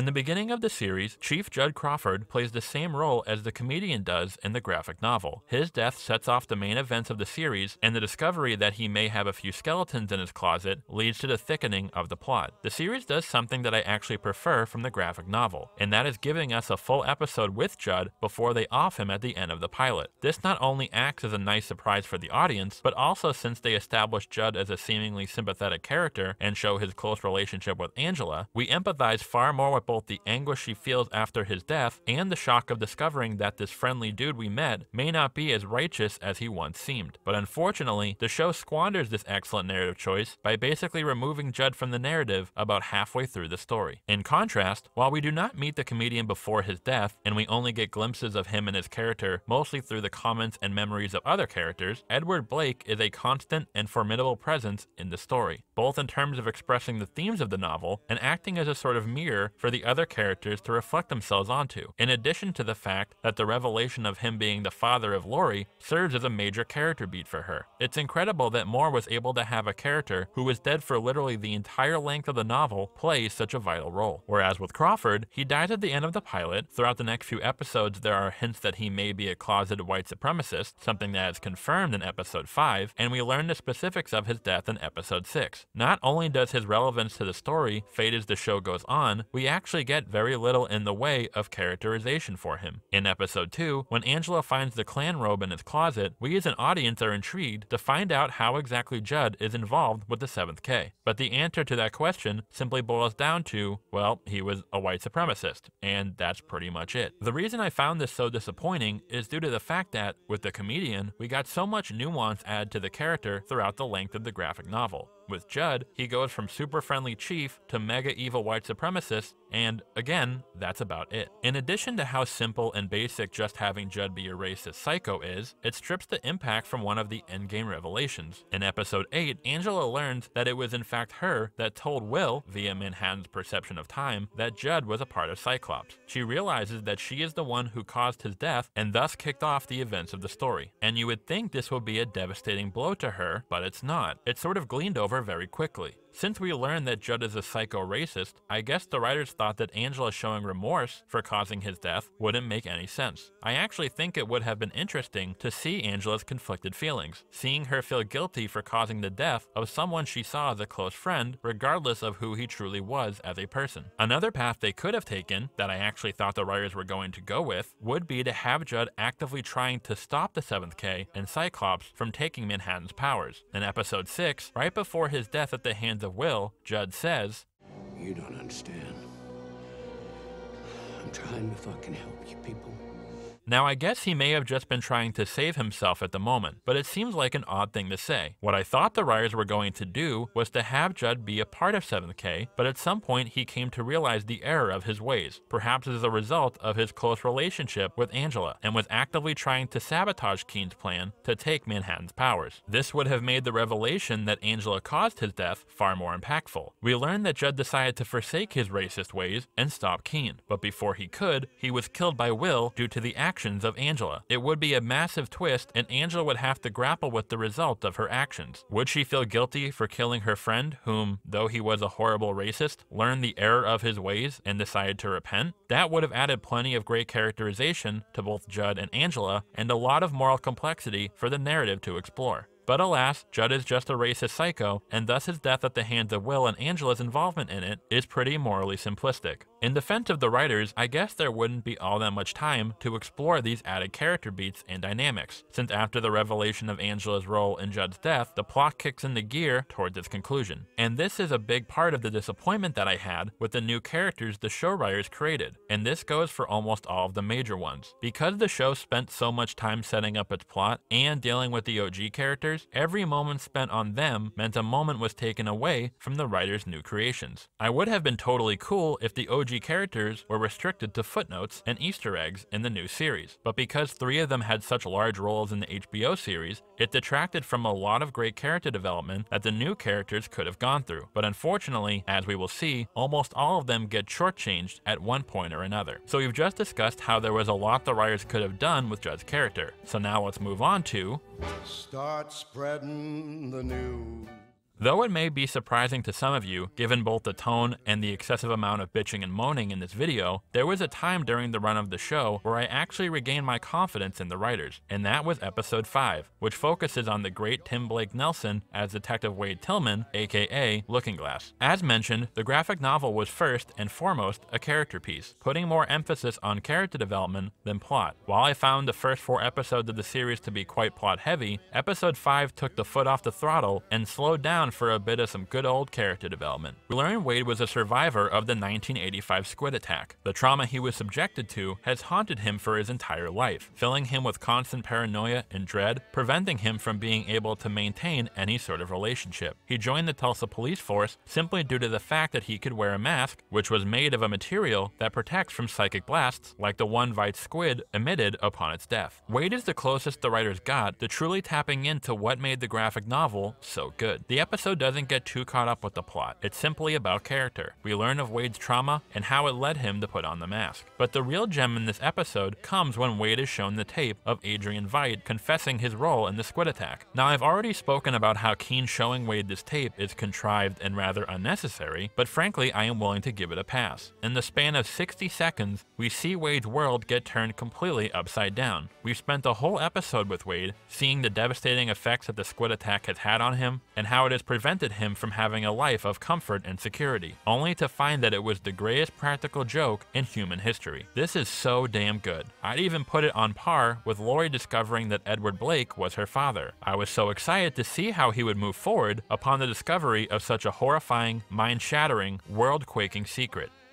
And we get none of that. Wade proceeds to disappear for the next 3 episodes and shows up in the last episode just to stand around for a while until he helps Laurie bring Veidt to justice at the very end. I could see a scenario where Wade is radicalized by Keen in the 7th K and joins them to take down the government that has been keeping such a terrible secret. I don't really care how they would have gone about exploring the fallout from Wade's discovery. I just wanted to see what would happen, what effect such an incredible revelation would have on him. But unfortunately, there wasn't any time for that. The next 4 episodes are chock full of plot and a whole lot of hole filling. Not the kind you're thinking of, you horny fuck. The graphic novel, on the other hand, never allowed the plot to dictate the direction or pace of the story. The novel took its time, dedicating entire chapters to straight up character development and insight into the minds of its leads. A character is defined not just by what happened in their past, but how those events dictate their actions in the future. And the show does a fantastic job of setting this up for Wade, but fails to follow through. It was a sorely missed opportunity.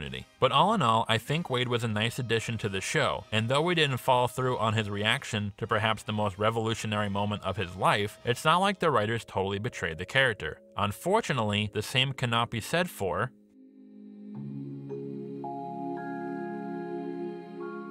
Lady Trieu was my biggest disappointment of the series, and the reason is twofold. One, there was a sorely missed opportunity for the writers to tie her main motivation to the central theme of the story, and 2, they basically threw her under the bus at the very last second in service of their plot. In the series finale, we finally learn what exactly Trieu is up to and how she fits into the scope of the story. But of course, all of this had to be revealed in the series finale, since in order for the plot to function as it does, we as an audience need to be kept in the dark about Trieu's true motives until the endgame. This isn't necessarily a bad thing, it can work, but in Trieu's case, it felt as if a lot of her development was jam-packed into the final episode, and there was a lot that was left unsaid or open to interpretation, and I wasn't the only one who thought so. Lindelof has stated that he and the writers originally intended to do a 10-episode season, but that, given the pacing of the plot, one of those episodes would undoubtedly, as he puts it, be filler. He also stated that one of his biggest regrets of the series was the fact that Trieu didn't get the deep dive she deserved, and a lot of her background was left on the cutting room floor. Putting 2 and 2 together, it seems that this 10th episode would have been used primarily to flesh out Trieu's character. To some extent, I sympathize with Lindelof. I can't really see how they could have fit another full episode in the series and have the plot flow the way it did. But this isn't to say I don't think it was a bed of his own making. Lindelof's decision to make the series a plot-heavy affair was a poor choice to begin with, but I think he made the right call in this case. And despite the fact that it may have felt a bit rushed, we did get plenty to chew on come the finale when it comes to Trieu. We learn in the finale that Trieu is the daughter of Adrian Veidt. It turns out that Trieu's mother Bian was a Vietnamese refugee who was working at Veidt's Antarctic base while he was planning the 1985 squid attack. She artificially inseminates herself with Veidt's sperm and later gives birth to Trieu. Years after her mother flees Karnak, Trieu returns and confronts Adrian with her identity and a request for him to fund her endeavor to take the powers of Dr. Manhattan. As for her motivation for wanting to take Manhattan's abilities, well, she spells it out quite clearly. If I can take his power, I can fix the world.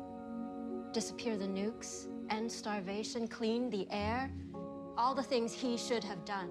And given the passion in her voice, we can tell that she isn't just blowing smoke up Veidt's ass. She wants Manhattan's powers for magnanimous reasons, to bring about world peace. Like father, like daughter. It serves as a great contrast to the motives of the 7th K, who want Manhattan's powers for clearly evil reasons, and prevents her from coming off as a straight-up supervillain cliche. My gripe, however, is the writer's failure to develop Trieu's motivation and tie it in with the thesis of the show. Even before the finale, we get glimpses into the circumstances that led to Trieu's mother becoming a refugee. In episode 4, Bian recalls her dream, actually past memory, of her village in Vietnam being burned to the ground. According to the wiki, this act was actually carried out in part by the comedian. Though it is not explicitly noted in the show, Bian's past adds an additional layer of nuance to Trieu's motivations. It's not just that Trieu wants to prevent the rest of the world from being subjected to the same trauma that her mother endured, but the very man she is seeking to destroy is the one who brought about that trauma. In 1971, Dr. Manhattan was sent by President Richard Nixon to involve himself in the Vietnam War, and unsurprisingly, the conflict was brought swiftly to an end. Dr. Manhattan laid waste to the Viet Cong, and the United States made Vietnam its 51st state. The horrific experiences that Bian went through are a direct result of Dr. Manhattan's actions, and thus, Trieu's motivation to rectify the damage caused by Manhattan, and perhaps her more personal vendetta against him for what he did to her country of origin, fits beautifully with the series' examination of transgenerational trauma, as explored primarily through the character of Will Reeves. But unfortunately, the show doesn't go far enough into this connection. It doesn't drive the point home. The show didn't seem to connect how Will allowing his trauma to turn him into something he was not is a parallel in Trieu allowing her desire to rectify her mother's past trauma drive her to taking extreme actions. A rage and anger within each of them caused by the injustice their ancestors were subjected to. Perhaps this could have further been connected to Angela and how her desire to become a police officer was driven by the trauma of seeing her parents get shot dead in an alley. Oh, I mean blown up in a bombing. Through Trieu, Angela sees what can happen if she lets the anger within her consume her. Again, all of the pieces are there. Perhaps the writers wanted the audience to connect these pieces ourselves without holding our hand, which is something I appreciate when writers do, but unfortunately, these more nuanced and interesting parallels are overshadowed by, well,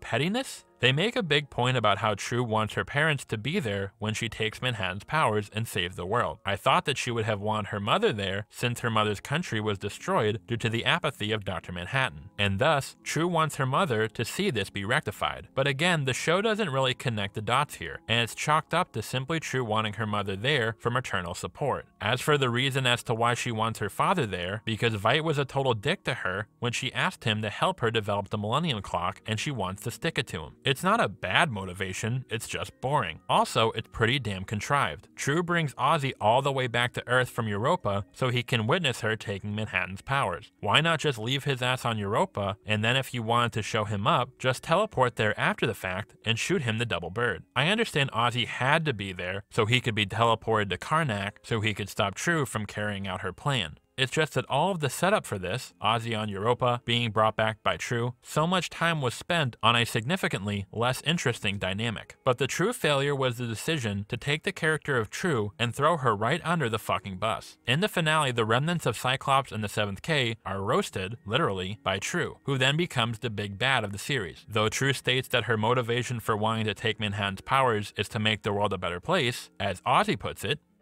she claims she's gonna fix the world. How do you know she won't? Because she is clearly a raging narcissist whose ambition knows no limits. It's hubris, literal hubris. Anyone who seeks to attain the power of a god must be prevented at all costs from attaining it. But believe me, that girl will not rest until she has us all prostrate before her, kissing her tiny blue feet.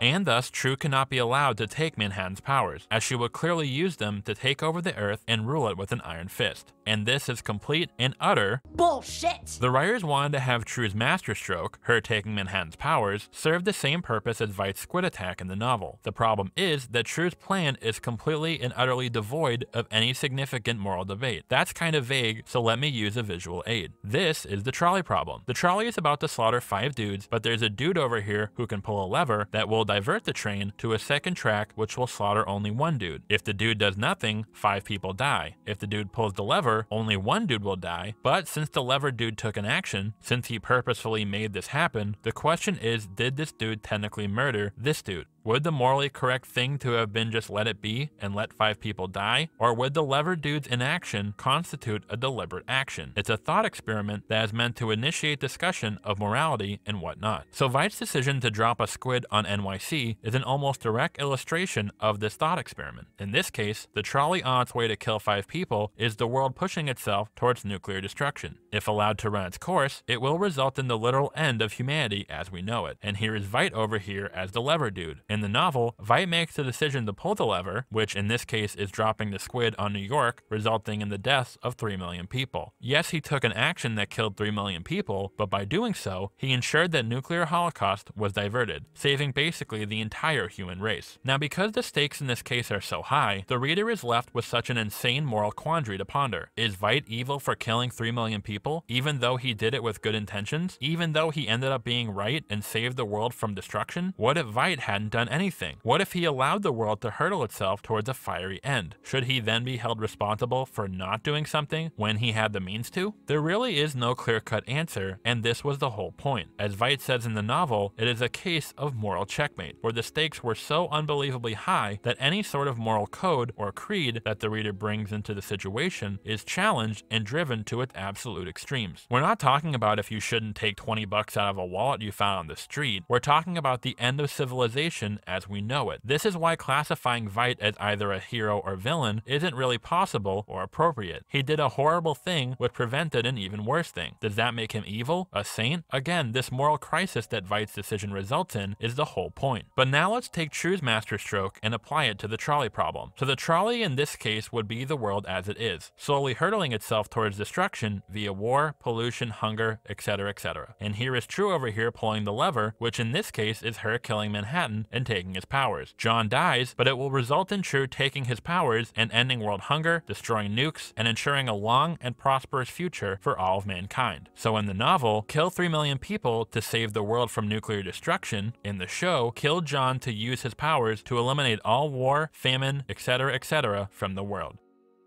See the difference? In the show, Trieu's dilemma isn't all that complicated or morally gray. The stakes aren't nearly as high. With Manhattan's powers, she could make the world the utopia that her father always dreamed of. Now you could say that, well yeah, but destroying John is obviously morally wrong. Even if he is only one person, and even if his death may result in the billions of people of Earth living in peace and comfort, it's still wrong. To some extent I agree, but also remember,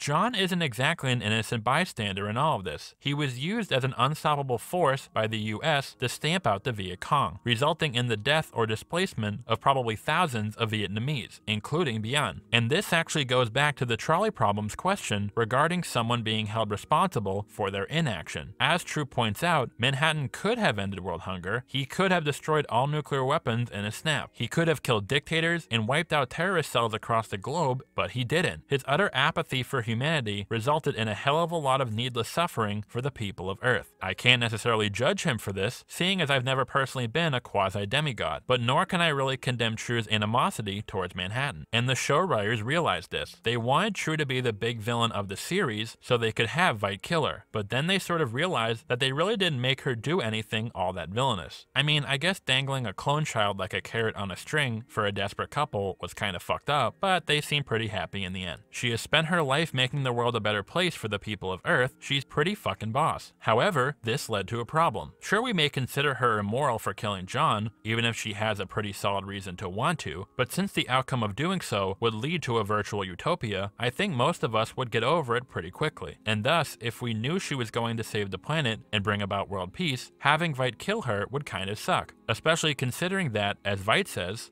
"Do you think we'll really be able to save John?" Oh, I'm sure John's dead already.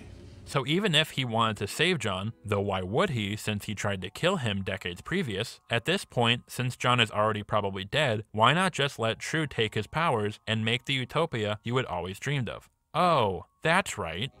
That girl will not rest until she has us all prostrate before her, kissing her tiny blue feet.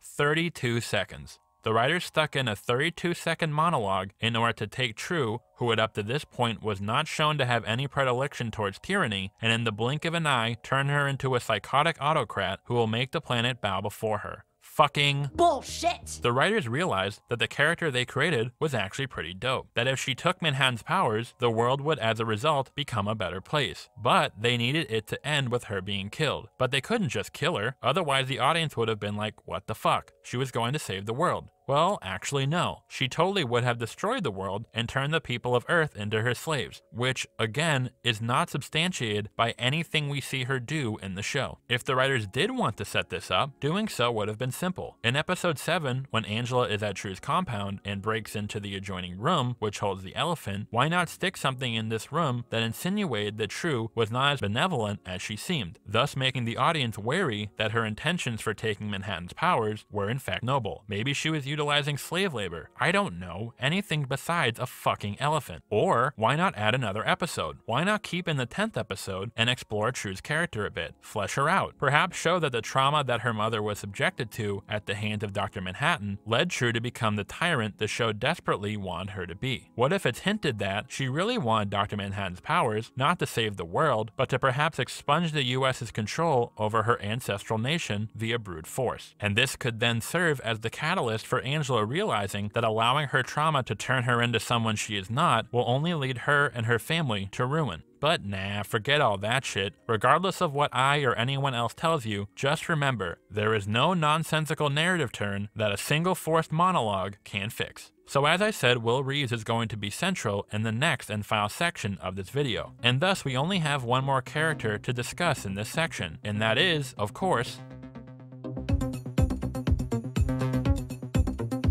let's get the obvious out of the way. Regina King is Queen, and she is just as good in this series as she is in virtually anything she has ever been in, ever. Unfortunately, the show, while it does give her a few occasions to truly let her acting prowess shine, painfully restricts the character due to plot necessity. Angela Abar suffers from what I will crassly refer to as the surrogate problem. This is a rather common problem in character writing. A character serves as the surrogate for the audience. We often spend the vast majority, if not the entirety, of the length of the story through their perspective. Rarely is dramatic irony, when we know something our protagonist does not, utilized. It actually may be wrong for me to say that this sort of character writing is a problem. Often it is an extremely effective way to make the audience empathize with your protagonist right from the get-go. And it doesn't necessarily mean a particular character is bad. Take Harry Potter. We follow Harry through his discovery of him being a wizard and his arrival at Hogwarts. His shock and awe is our shock and awe. Again, this doesn't make him a bad character. But a problem arises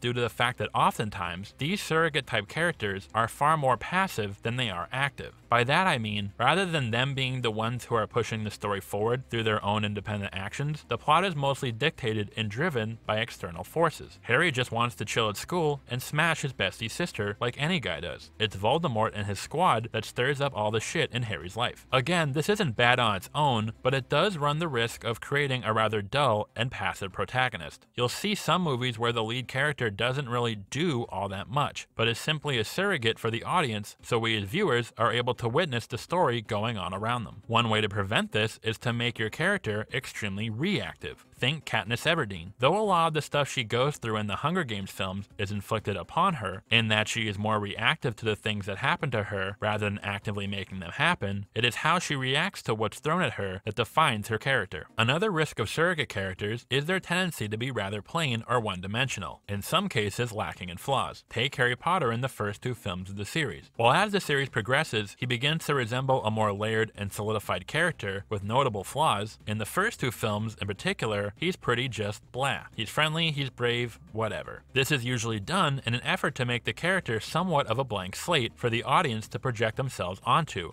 Again, a great way to generate immediate empathy, but it can result in rather flat personalities. The way to avoid this pitfall is to simply spend time giving your character a defined personality. Take John McClane in Die Hard. He is certainly a surrogate character in the sense that we as an audience are stuck right there with him when the shit hits the fan, but he is an incredibly reactive character, and he has a very well-defined and entertaining personality. The film also uses perhaps one of the greatest instances of dramatic irony in film history. So why have I spent so much time talking about the pitfalls of a surrogate protagonist? Because Angela falls headfirst into almost every single one of them. Angela is not an active protagonist by any means, meaning that none of the major events of the series are driven or initiated by her. She, like the audience, finds herself wrapped up in some crazy conspiracy and is simply along for the ride. And she also successfully conveys exactly what is going on in the head of the viewer at any given moment of the series. What's happening? What? I don't get it. But she isn't all that reactive either. A bunch of crazy shit happens to her, but rarely does she react to it in a way that changes or influences the plot. One of the few moments where she does, when she decides to hide Will's involvement in Judd's death, is good, but as we discussed, her motivation for doing so is rather undefined. Like the audience, for the majority of the series, Angela seems to just be waiting around to see what will happen. However, this all changes in episode 7, when, after discovering that Cyclops and the 7th K are planning to take Dr. Manhattan's powers, we discover that her husband Cal is actually Manhattan in disguise. Now, while this revelation is interesting, it also is the reason Angela's character up until this point has been rather undeveloped. Not only do the writers have Angela keeping this massive secret from the audience, but it isn't indicated to the audience that there is such a secret. So throughout the first 6 or so episodes, Angela has to be kept at a certain distance from the viewer. We can only see her under certain circumstances that allow her secret to be kept under wraps, which in turn is why we learn most of what we end up ultimately knowing about Angela's character in big-ass exposition dumps in episodes 7 and 8, quite far into the show. What we end up learning about Angela is great and adds a lot of depth to her character. It's just a shame this character development wasn't able to be paced throughout the entire series. But nonetheless, Angela receives a great deal of character development in episodes 7 and 8, and thus sets up her role for the big finale. Even in cases where a character may be passive for the majority of the story, the ending is where they often make their big move that determines the outcome, where the culmination of everything they have been through comes to fruition. In the Harry Potter series, especially in the final films, Harry takes on a far more active role in taking Voldemort down, and it is he who casts the killing blow. In each of the Hunger Games films, the finale involves Katniss taking a very decisive action that determines the ultimate outcome. In Die Hard, it is John's decision to confront Hans that brings about the film's climax. And this is what I thought they were going to do with Angela. After all she has been through throughout the course of the series, I figured they were going to cap this all off with her doing something, anything, that would act as a culmination of her journey. And that moment just never comes. Angela spends the entire finale just standing around doing jack shit. The show is more preoccupied with all the other plot threads it has weaved together up until this point. But still, I thought Angela would play some role in the big finale. But no. Trieu kills the psycho racists, Veidt kills Trieu, and Laurie and Wade take Veidt in. Angela doesn't do anything of note in the entire finale. If your protagonist is almost completely irrelevant to your story's conclusion, something has gone terribly, terribly wrong. Imagine if Harry or Katniss or McClane weren't there for the finales of their films. Things would go very, very, very differently. There are a few instances I can think of where a character has no bearing on the outcome of a particular story thread, but there is often a point to this. One in particular comes to mind, Now, I suppose you could argue that Angela making peace with Will at the theater after Trieu bites it could be her big change, the culmination of her character arc over the course of the series. Except I don't see how this has anything to do with what happened in the Tulsa Square. Angela's reconciliation with Will sprouts more from her journey through his memories. After waking up from her nostalgia coma, she finally understands her grandfather's past and why he was not able to be a presence in her life. Put it this way, if none of the events with Trieu and the 7th K and Manhattan went down, would Angela still have reconciled with Will? Probably, yeah. Nothing that happens in the finale really has any bearing on Angela's journey. And this is the horrifying apogee of Lindelof championing plot and ideas over character. I honestly cannot think of a comparable example to this in anything I have ever seen. The finale of Watchmen literally puts its main character on standby so the plot can reach its climax. I have never seen a main character so completely and utterly inconsequential to the ending of their own story. And yet, despite all of this, some of you may be saying, well, sure, the OG characters are portrayed radically different from how they are in the source material, and the original characters of the series are sidelined to varying degrees in service of the contrived plot. But it's about the themes. It's about what the show was trying to say about our country's sordid past with racism. And did they succeed? Did they succeed in having their series confront the US's legacy of white supremacy in a mature, insightful, and nuanced way that not only expands the themes of the source material, but also has something new and profound to say? I don't want to set the world on. I want to begin the third and final main section of this video by discussing the dissonance I find there is between the main contentions of the graphic novel and those of the HBO series. The first and most blatant example of this dissonance is how each story explores what exactly it is that drives a costumed hero. In the show, they actually spell it out very clearly in episode 4, and I kid you not, it was after this particular scene that I almost gave up on the show entirely. The scene in question is Laurie driving Angela and Petey to Trieu's compound, and they discuss what it is that drives some people to take up costume adventuring. And Laurie says this. People who wear masks are driven by trauma.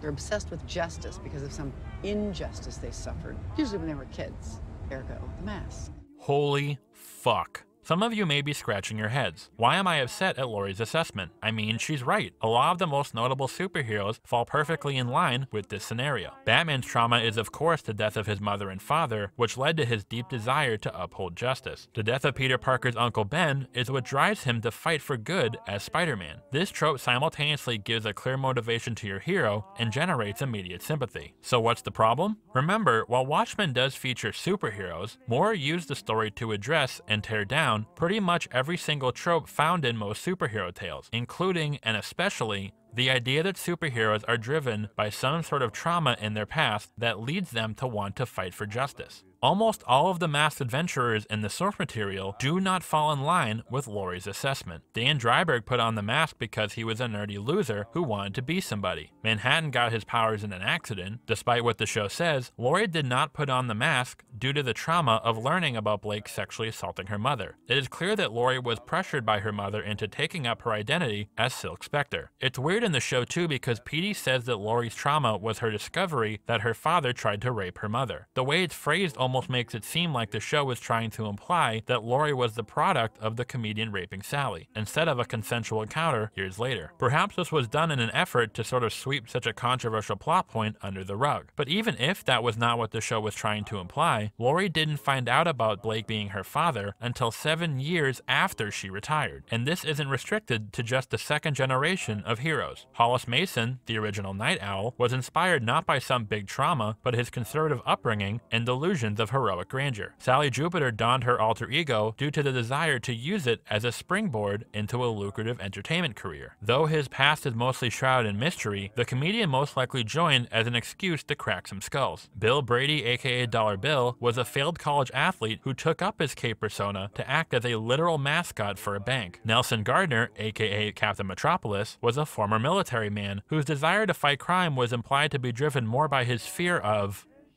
Yeah. Mothman was a bored inventor who wanted to put his skills to good use. Silhouette most likely just joined for the kicks. She was also kicked out of the Minutemen by the other members due to her relationship with another woman. Note that I am going off how the characters are presented in only the original graphic novel. The prequel series, before Watchmen, dives into these characters a bit more and gives some of them more standard comic book-esque backstories. But since the prequel series was not helmed in any way by either Moore or Gibbons, in my eyes, it's sacrilege.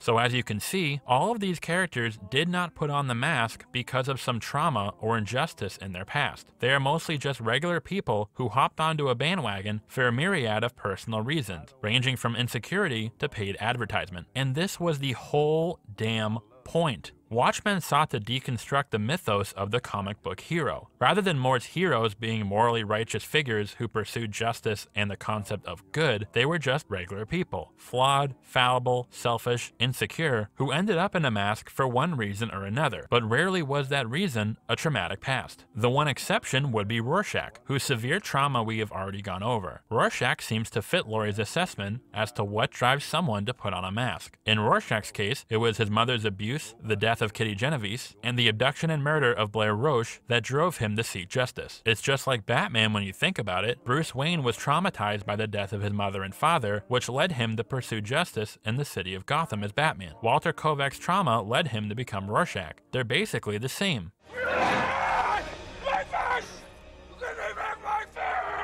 Well, except for the fact that Rorschach is a psychopath with a severe personality disorder. Earlier I spoke of how Rorschach was a moral absolutist. There is good and evil must be punished. So he's a good guy, right? Well, that entirely depends on what he considers good and evil. And this was the whole purpose of Rorschach, to be a critique of the moral absolutist nature of a lot of comic book heroes. Though he was not the direct inspiration for Rorschach, Batman is perhaps the most famous and notable of this sort of character. Batman works outside of the law. He is a vigilante and does not answer to anyone besides himself when it comes to dealing out justice. But again, this is a good thing, right? Batman is able to do things that perhaps the Gotham Police Department is restricted from doing, and thus he is more effective. His moral code is quite sound. Though there are incarnations of the character where this is not the case, more often than not, Batman never kills those he pursues, regardless of the severity of their crimes. Wow, this guy sounds great. What could possibly be the problem?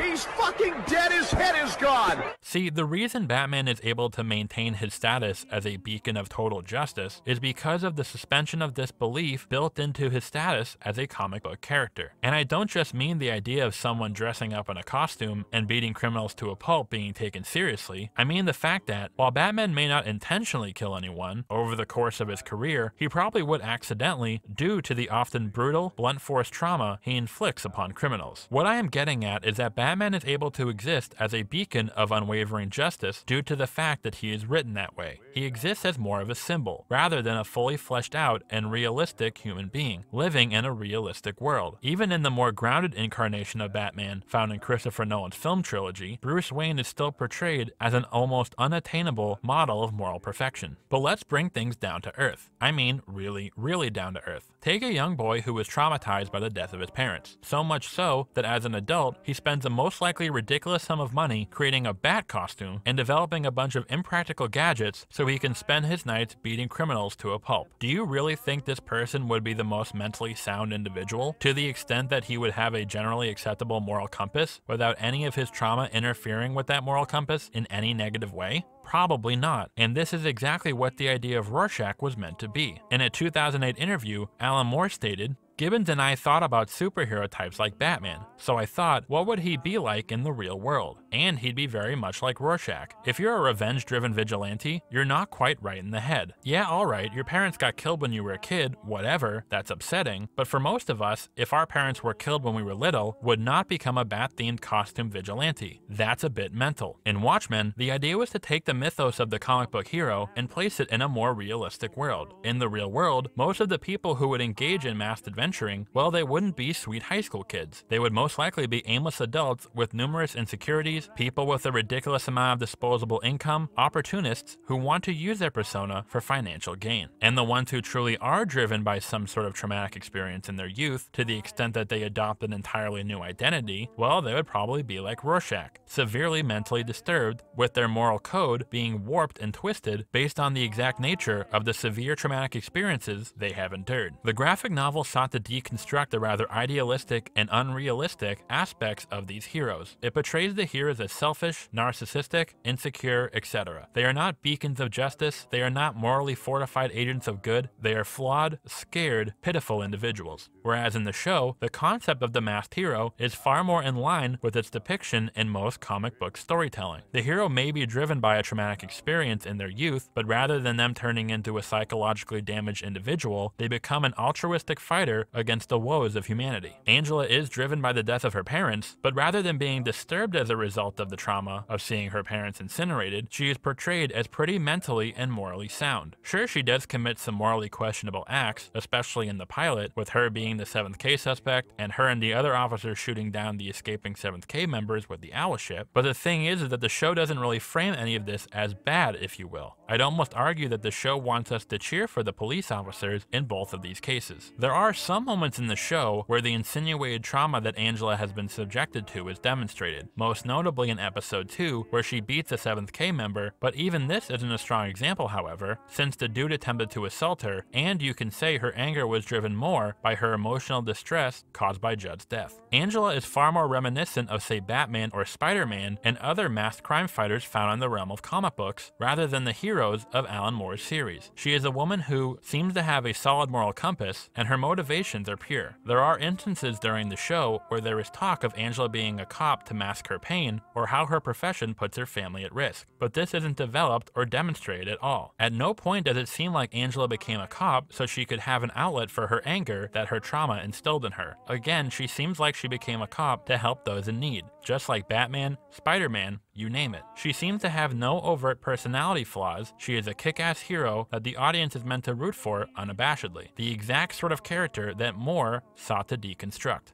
I know I am picking on Angela a bit here, but the reason is that the other masked heroes in the TV series don't even remotely fit Laurie's assessment. I mean, maybe Red Scare and Pirate Jenny do, but they basically have zero character development, so yeah. As for Looking Glass, yes, he suffered a trauma as a young man, but this didn't lead to him developing a desire for justice. It's made clear he joined the police force for the fact that he would simply get to wear his reflective mask. As I said, I think Wade's character is a lot more in line with the sort of hero found in the source material, but he still doesn't fit the assessment that Laurie lays out. The only one who sort of does is Angela.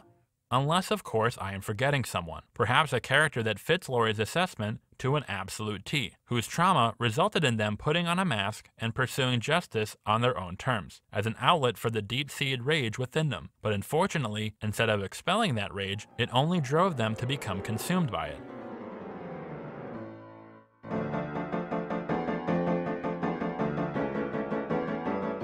While Laurie's assessment regarding masked adventurers seems to be completely antithetical to the entire point of the graphic novel, and the majority of masked folk in the show really don't seem to fit that assessment, Will Reeves, the boy who would go on to become the very first masked hero, most certainly does. Will's trauma was, of course, his parents being killed in the Tulsa Massacre. He grew up with the obsession with justice that Laurie spoke of, which led him to become a police officer, and later donning a hood and cape and fighting crime as the vigilante known as Hooded Justice. However, as summarized by Will's speech to Angela in the finale, he realized that his pursuit of justice, rather than helping him and allowing him to move on from his trauma, only exacerbated his pain and prevented him from coming to terms with his scarring past. And thus, at least with Will Reeves, the show is able to demonstrate its point, that trauma cannot be resolved externally. You cannot hide from your pain, you cannot dispel it by taking revenge or dishing out justice on others. The only way you can move on from your pain, your trauma, is by addressing it, by taking off your mask, looking in the mirror, and facing your past. It will be hard, it will be painful, but it is the only way to move on. Failure to do so will only lead you to ruin. Despite my argument that this really doesn't have anything to do with the point of the source material, the show, like the source material, does offer a critique and deconstruction of the superhero mythos. Through the character of Will Reeves, the show is able to demonstrate that using a mask to hide your pain and anger will only lead you to ruin.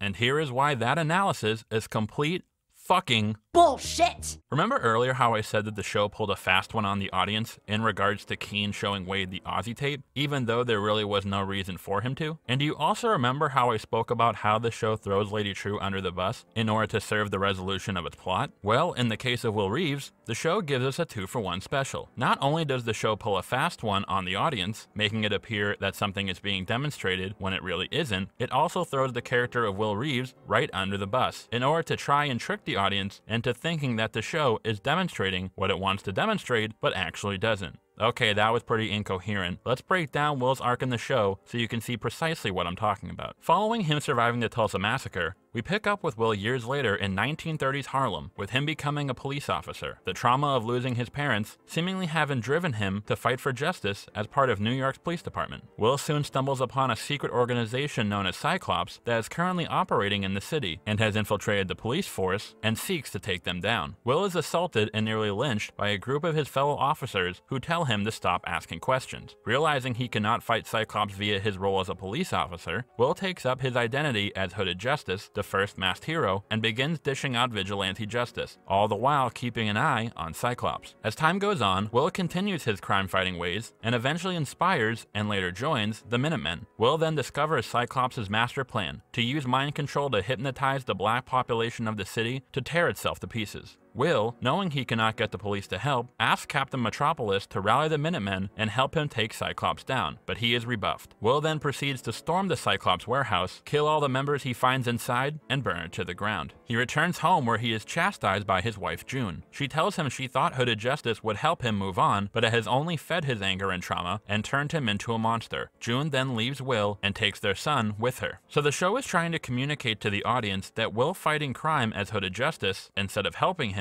prevented him from getting past his anger and only exacerbated it. The problem is, we don't actually see any of this happen. June says it does, but we never actually see it play out. I guess we could assume his crime fighting resulted in him neglecting his family. The bigger issue is the idea that Will is turning into someone he is not and letting his rage get the best of him. Again, something that is not demonstrated at all. But wait, you may say, what about the warehouse massacre? Sure, they're Nazis, but him executing them not in immediate self-defense shows that he is letting his rage and anger take over, right? Well, no, not at all. This plot point runs into the same problem that the writers had with Lady Trieu. Lady Trieu killing Manhattan to take his powers to make the world a better place, well, sure, killing him is sort of immoral, I guess, but it wasn't enough to justify her death at the hands of Ozzy, which is why they had to add in the monologue stating that she was actually a psychotic tyrant, despite there really being no evidence to support this. The show does the same thing with Will. It seems like the show was trying to paint the warehouse massacre as Will letting his anger and rage turn him into a monster. The problem is that he really didn't have any other choice. Put yourself in Will's shoes. You discover that a group of psychotic Nazis are using mind control to hypnotize the city's black population to kill each other. You know you can't go to the police because they are in league with the Nazis, and you ask the Minutemen for help, but you are rebuffed.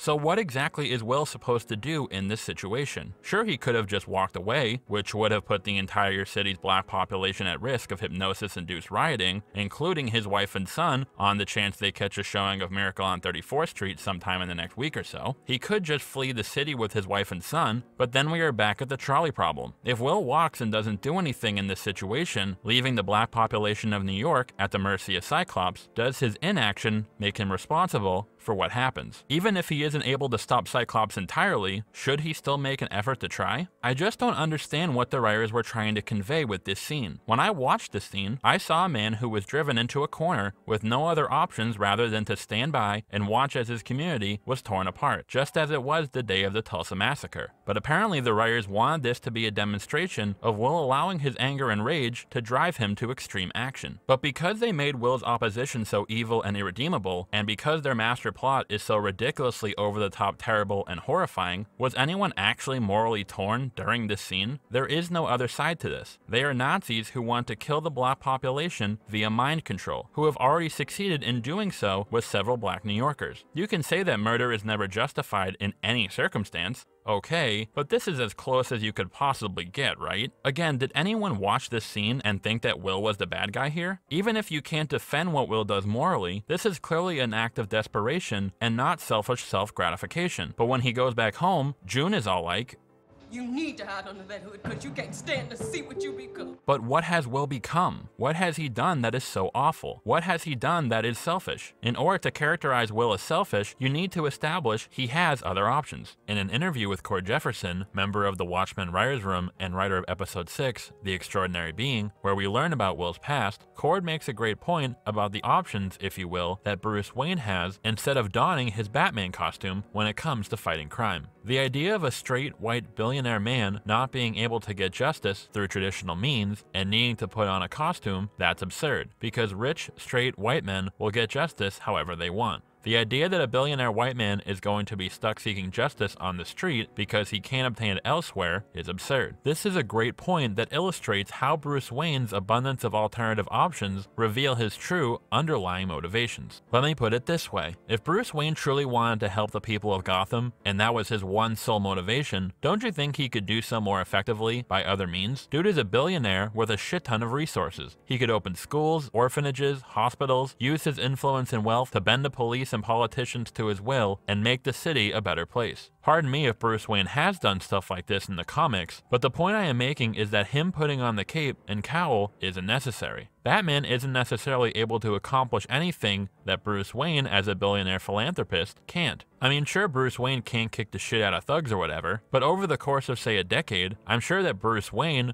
could do a whole lot more good for the city of Gotham than Batman could. And therefore, the point that Jefferson is making is that because Bruce can literally do anything, this shows that his decision to put on the mask is to some extent selfish. Maybe becoming Batman allows him to get some up-close, one-on-one justice with criminals, perhaps as an outlet for his traumatic past. And thus, Bruce putting on the mask isn't necessarily completely magnanimous. But this scenario does not apply to Will. Will tried to do it the right way. He tried to contact the authorities, he tried to get help from the Minutemen. Will was left with the choice to kill the members of Cyclops in the warehouse or walk away and let them hypnotize black New Yorkers into killing themselves. There is no third path here. However, Jefferson goes on to say, even though he's killed a warehouse full of racists, it still hasn't brought back his mother and father. It still hasn't brought back Greenwood. He comes home after doing this thing and sees that his son is becoming exactly what he was. Okay, but he did save possibly hundreds, if not thousands, of black New Yorkers from being hypnotized into tearing each other to pieces. Again, was he just supposed to walk away? I'm sure this wouldn't have helped dispel his inner turmoil. Now, I understand what the show was trying to do. They wanted to have their cake and eat it too. They wanted Will to be portrayed as heroic and virtuous, and him beating up and killing Nazis to be something the audience could cheer him on for, and yet still have this idea that his actions were inherently selfish or as a result of his inner demons taking his life over. But it does such a horrible job of demonstrating any of this. It pulls a fast one by saying that Will's actions were to some extent self-serving or damaging to his personal life when we didn't see any of that at all, and it throws Will under the bus by basically putting him in a horrifically difficult situation, has him make the only reasonable choice he can make, and then blames him for it. However, let's say that the show did demonstrate Will was using his masked adventuring to quell his inner demons, showing that he isn't dishing out justice for the good of the people, but rather as an outlet for his own rage. However, this is where we get to the problematic aspect of this whole theme that I spoke of earlier. So the theme expressed by Will in the finale is that you can't use crime fighting or putting on a mask to heal from your traumatic past. To this I agree. No matter what he does, Bruce Wayne can never bring back his parents. Peter Parker can never bring back his Uncle Ben. While helping citizens and putting away baddies is nice, it doesn't do anything to address each character's trauma. And no matter what, they must address that trauma directly in order to move past it.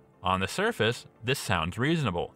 But then when you take into account that this theme is being explored in a show that is dealing directly with racism throughout the history of the United States, well, now things are starting to get a little naughty, if you will. See, in the case of, say, Batman or Spider-Man, their traumas were brought about by individuals. Once those individuals were dealt with one way or the other, having them be unable to move on and dealing with their trauma by taking it out on other people as opposed to looking inward, that is where the trouble can come from. But in Watchmen, it is established that Will is not necessarily fighting against the particular individuals who caused his trauma, but an ideology, specifically white supremacy. And thus, it isn't just a matter of getting over it or letting it go. As long as that ideology persists, it will only lead to it happening over and over and over again. It's kind of weird to have the lesson that Will needs to learn be, don't be so mad, bro. Those who killed his parents were never brought to justice. By the end of the Tulsa massacre, dozens were dead, hundreds were injured, thousands were displaced, and not a damn thing happened. None of those who perpetrated the massacre were brought to justice. For decades, the federal government reacted to this horrific act with utter ambivalence. The media hardly reported on it, and it all but faded into obscurity until over 50 years later. Shit, most people didn't even know about the massacre until the pilot episode aired. The massacre was not simply caused by a few bad apples who faced swift justice. The massacre, the lack of consequences for those who perpetrated it, and the lack of rectification for those affected were brought about by a culture, a media, a government, a country, a history of racial violence and oppression that continues to exist even to this day. When Will discovers Cyclops' plot, it isn't as simple as going to the police or the media to stop them. Will is not just facing off against a handful of scumbags, he is up against a system of oppression and legacy of racism that has left him with literally zero recourse in order to fight it. So it's not like Will can just get over it. It isn't a matter of letting bygones be bygones. How can Will move on and face his trauma when the culture that perpetrated said trauma continues to oppress his people? In his essay criticizing the show's handling of racism in the United States, writer Leslie Lee puts it beautifully. With daily reminders that racist violence is not a thing of the bygone past, as white supremacist views are expressed openly and not in supervillain hideouts, Watchmen's racial politics seems like a dispatch from a post-racial Obama-era style of liberalism. The alternative world of HBO's Watchmen is one in which fighting white supremacy head-on is ultimately less important than making peace with your anchor at white supremacy, even if you're a superhero. The show actually has the gall to call Will selfish for not moving past his trauma, when the source of that trauma is not an individual, but a legacy of racism and prejudice whose looming shadow continues to affect people of color in the USA. So to have a show helmed by a white showrunner that seeks to address white supremacy, that features a black man who is driven to desperate measures in order to protect his people from said hateful ideology, to have the main thesis of the story be that he needs to focus on himself and stop being so angry so he can attend to his family, despite the fact that hateful ideology continues to persist and threatens him, his people, his wife, his son, and the institutions that are meant to protect him, that were founded under the idea that all are created equal, are the very institutions that feed and perpetuate said hateful ideology. Again, it is a word I rarely use, but I can't think of what else to call this whole mess other than severely problematic. So in summary, HBO's Watchmen's plot is riddled with holes and inconsistencies in order to facilitate a horrendously forced endgame. It fails to maintain the characterization of the major players of its source material. As a result of points 1 and 2, it shortchanges the original characters it has developed. Its main thesis is antithetical to the thesis of the source material. It does a horrible job of properly demonstrating its own thesis, and said thesis, despite its lack of development and coherence, is in itself highly problematic. And yet, all of this pales in comparison to the biggest failure of the series. The cataclysmic decision made by the writers that pushes a poorly written and hollow show into becoming an insulting piece of cowardly propaganda. I want to go back to the quote I opened this video with, a quote by Alan Moore from 2017 regarding the prevalence and popularity of superheroes in today's day and age. I think the impact of superheroes on popular culture is both tremendously embarrassing and not a little worrying. Mass market superhero movies seem to be abetting an audience who do not wish to relinquish their grip on A, their relatively reassuring childhoods, or B, the relatively reassuring 20th century. I think that a good argument can be made for D.W. Griffith's Birth of a Nation as the first American superhero movie, and the point of origin for all of those capes and masks. For those of you unfamiliar, Birth of a Nation was a 1915 silent film. It was towering, revolutionary, one of the most groundbreaking films of all time. It was also insanely racist and depicted the Ku Klux Klan as a valiant force that was necessary to protect pure and innocent white women from evil and demonic black men. Okay, come the fuck on. More comparing the likes of Batman, Superman, or even Captain America to the likes of the Klan seems a bit overreaching to say the absolute least. I thought the exact same thing at first. But while I'd agree it would be silly to equate superheroes to the Klan, well, I don't actually think Moore is doing that. Rather, he is comparing the two in regards to the purpose of each of these factions at the time of their conception. In order to set the stage, let's rewind a few decades and take a quick trip across the Atlantic. Following the end of the Second World War and the fall of the fascist government, the Italian film industry was left in ruins, and as a result, the nation saw the birth of a new film movement that saw prominence throughout the 1940s, known as Italian neorealism. Italian neorealism sought to tell stories that reflected the struggles of Italians trying to rebuild their lives. These films were not stylistic, they were not romanticized, they didn't feature sword bucklers or car chases. They were bleak, they were brutal, they were unforgiving. Perhaps the most notable film of this movement was Vittorio De Sica's 1948 masterpiece, Bicycle Thieves. The film tells the story of a family struggling to make ends meet in post-World War II Rome. The father gets a job hanging advertisements, which requires a bicycle. On his first day on the job, the bike is stolen. The father and son spend the majority of the film trying to find the bike. They're able to track the thief down, but are unable to reacquire the bicycle. Faced with the prospect of his family starving to death, the father steals another man's bicycle, but he is caught and chastised by onlookers. The father and son then make their way home, their future uncertain. This film was not a crowd pleaser. It was not an escape. The film was made to show the horrible struggle that many Italians, and Europeans as a whole, were left to face following a gruesome war that turned their homeland into a pile of rubble. Italian neorealism was a wake-up call, a movement designed to reflect the needs of a desperate population, and thus offer the people empathy, and perhaps even catharsis, by seeing their truth displayed on the big screen. But what does this have to do with comic superheroes? Well, coincidentally, the emergence of Italian neorealism, also known as the Golden Age, coincided with another golden age that was taking place in the United States, specifically the popularization of superhero comic books. This age is said to have lasted until the mid-1950s, but reached its peak in the late 1930s until the mid-1940s, with the comic book industry exploding in popularity. Some of the most everlasting superheroes in pop culture made their debut during this period. So did the emergence of comic book heroes in the US serve the same function as Italian neorealism did in Italy? Was it meant to depict a level of realism and starkness to serve as a brutal wake-up call to the masses, to depict the horror of what was going on a body of water away as the fascists were terrorizing their way across the continent of Europe?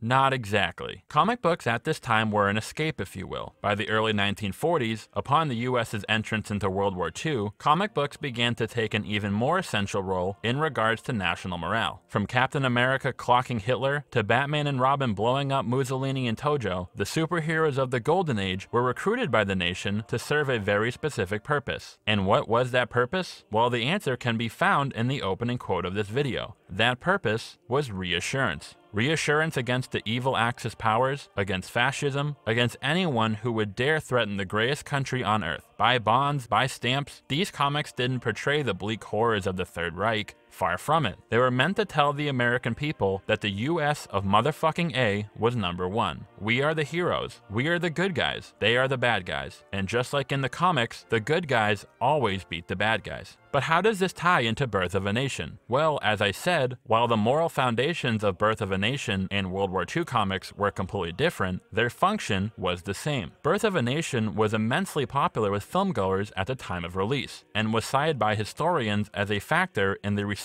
of the Ku Klux Klan. For a significant population of the country, seeing black people portrayed as evil and animalistic and being dealt with by the heroic Klan was very reassuring. But wait, hold on, come on, it's absurd to compare this atrocious film to the comic books of the 1930s and 1940s. I mean, Birth of a Nation used racist stereotypes to romanticize a heroic group of masked and caped adventurers who protected the people of America. Well, never mind. Look, I am not comparing these two on a moral level or saying that the propaganda found in the Golden Age of comics was necessarily comparable to the likes of Birth of a Nation. But as you can see, the heroes we love were used as tools in order to both recruit the American people to the war effort, as well as reassure them that the fascists across the ocean would be dealt with. And yes, racism and xenophobia was used to do so. Did these comics deal with the various socioeconomic factors that led to World War II, with all its nuance and care? Or perhaps put a human face on the people who were living in fear under these totalitarian rulers? Of course they didn't. And here we see the dangers of moral absolutism. During World War II, our nation used moral absolutism to rally the people, to bring them into the war effort. The German and Japanese soldiers we fought against, they weren't mostly regular men who were in some cases forced into fighting for their leaders. They are monsters and must be defeated at any cost. We are the good guys. They are the bad guys. Just like D.W. Griffith framed black men as the bad guy in Birth of a Nation.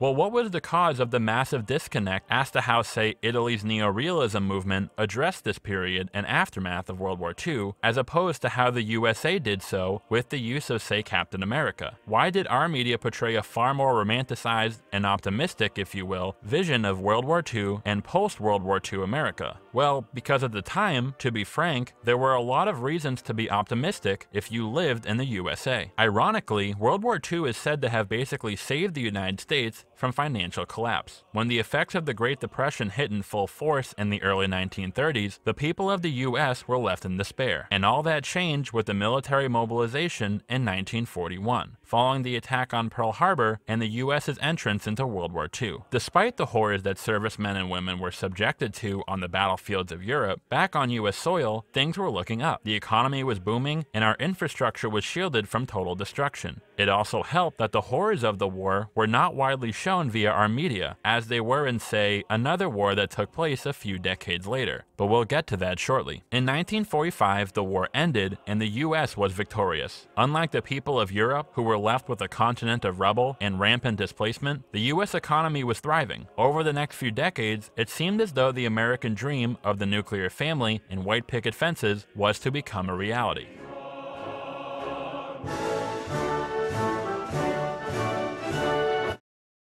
And then everything changed when the US entered the Vietnam War, but specifically on January 30th, 1968, the day of the Tet Offensive, a surprise campaign by the Viet Cong against US forces. While the Tet Offensive was ultimately an on-the-ground victory for the US, back on US soil, nothing could be farther from the truth. Though public support for the Vietnam War had been waning for years, the Tet Offensive was the straw that broke the camel's back, when the people of the US said enough is enough and wanted our leaders to end our involvement in the conflict in Southeast Asia. Upon arriving in Vietnam and seeing the aftermath of the offensive, famed CBS anchor Walter Cronkite knew that the US had no other choice but to end the war in Vietnam. But it is increasingly clear to this reporter that the only rational way out then will be to negotiate, not as victors, but as an honorable people who lived up to their pledge to defend democracy, and did the best they could. Yet unfortunately, US involvement in Vietnam continued for another 5 years, resulting in the deaths of over an additional 35,000 United States troops. Not only did this mark a turning point for the nation's approval of the Vietnam War, but also for the approval and trust of the government. Journalist Mark Bowden wrote, "On the heels of Tet, then came the Pentagon Papers, came the Watergate break-in, a series of kind of catastrophic events in terms of the public's perception of its own leaders. Between the Vietnam War, Watergate, the Civil Rights Movement, and the rise of the counterculture, the US was going through a fundamental shift in terms of the people's view of the government. In sharp contrast to the hyper-patriotism we saw during World War II, by the end of the 1970s, public trust in the government, regardless of party affiliation, had taken a nosedive. And like with Italian neorealism, we can see this paradigm shift play out in the cinema. The late 60s saw the emergence of New Hollywood, a film movement that was defined by its breaking and confrontation of traditional norms, as well as an overall anti-establishment vibe, which is in sharp contrast of the cinema of the previous decades, which was held to the strict standard of the Hays Code, a set of guidelines that outlined what was appropriate and what was inappropriate for the filmgoers of America.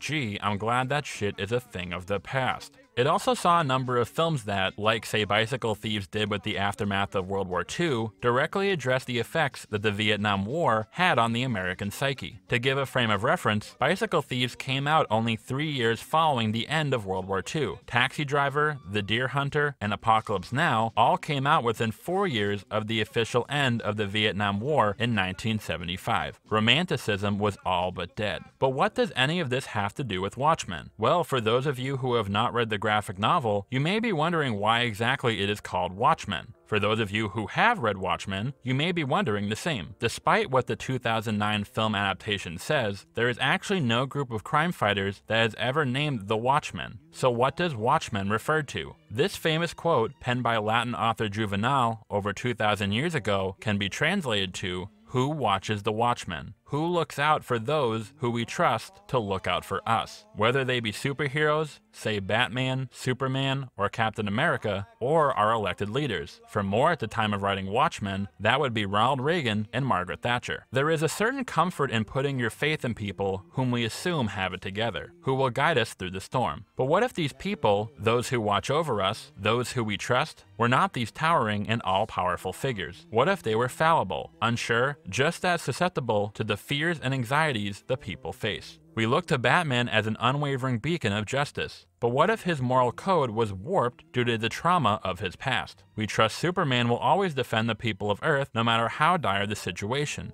But what if Superman decided he no longer cared for the people of Earth and abandoned them in their darkest hour? We know Captain America will always personify the heroic ideals of America. But what if, instead of portraying a more idealistic version of America, he reflected the more quote-unquote classified, if you will, side of our nation? In addition to having the 7th K take on the likeness of Rorschach, one of the other most divisive decisions made by the writers was changing the identity of Hooded Justice. Well, kind of. In the graphic novel, while the identity of Hooded Justice is never explicitly revealed, it is heavily implied that he is a man named Rolf Mueller, a German strongman who disappeared around the same time that Hooded Justice made his debut. Now, Lindelof has stated that their decision to reveal Will Reeves, a black man, as Hooded Justice was a retcon of the source material. But since the identity of HJ is never confirmed, it technically is not a retcon, though I think it is rather silly to think that Moore didn't mean to imply that Mueller was in fact Hooded Justice, since why would he include this tidbit in the novel at all, and having Will be Hooded Justice means that we would have to buy that he at one point, according to Hollis Mason, openly praised Hitler's Third Reich. The show tries to indirectly address this, but does a piss-poor job of doing so, and the writers even went so far as to throw shade at Hollis and his quote-unquote spotty memory and glibness in one of the Peteypedia entries, in order to explain this, which frankly I find to be a lazy move on their part, before Watchmen actually confirms that Mueller is not in fact Hooded Justice, but again... So while I would argue that Moore always wanted the reader to take away the idea that Mueller was in fact Hooded Justice, this technically is not a retcon, since it is never 100% confirmed in the novel itself. However, I wonder if Lindelof and the writers ever stopped to think about why Moore didn't confirm Hooded Justice's identity. Why would he heavily imply it, but wouldn't just come out and say it? Well, this goes along with the idea of good and evil, in some cases, being a matter of perspective. In the novel, despite his mysterious persona, we are able to piece together a number of things about Hooded Justice. He most likely is a masochist, a closeted homosexual, and does seem to have both puritanical and fascist-like tendencies. Putting all of this together, we can surmise that Hooded Justice took up crime fighting as a way to perhaps disperse his puritanical and fascist outlook onto the public, or perhaps as a way to indulge in his masochism, or most likely, a little bit of both. With all of that said, the idea that the Minutemen were inspired by a man like this, well, I think that sort of speaks for itself. While fascism is brought up quite often in the novel itself, Moore has stated that he doesn't consider any of the masked adventurers to be straight-up fascists. The idea is that the Minutemen and later generation of costume adventurers were inspired by a man who probably was a straight-up fascist, and while they may not hold the same ideology, their methods do, to some extent, have some shades of fascism. While the US condemned the anti-Semitism of the Third Reich and the use of extermination camps, well, that didn't stop them from rounding up over 100,000 Japanese Americans, the majority of whom were second or third generation, as well as many German and Italian Americans, and placing them in internment camps. I am not saying that the acts committed by the US were on par with the crimes committed by the Third Reich, but rather once you establish who the good guys and bad guys are, and decide that you must do whatever is necessary to defeat the bad guys, that you may in turn begin to emulate or resemble the very thing you are fighting against. This elementary concept of good guys and bad guys, of the myth of the good war, is exactly what Moore was lampooning in Watchmen. His criticism of the moral absolutism of Rorschach is not only a critique of that sort of thinking,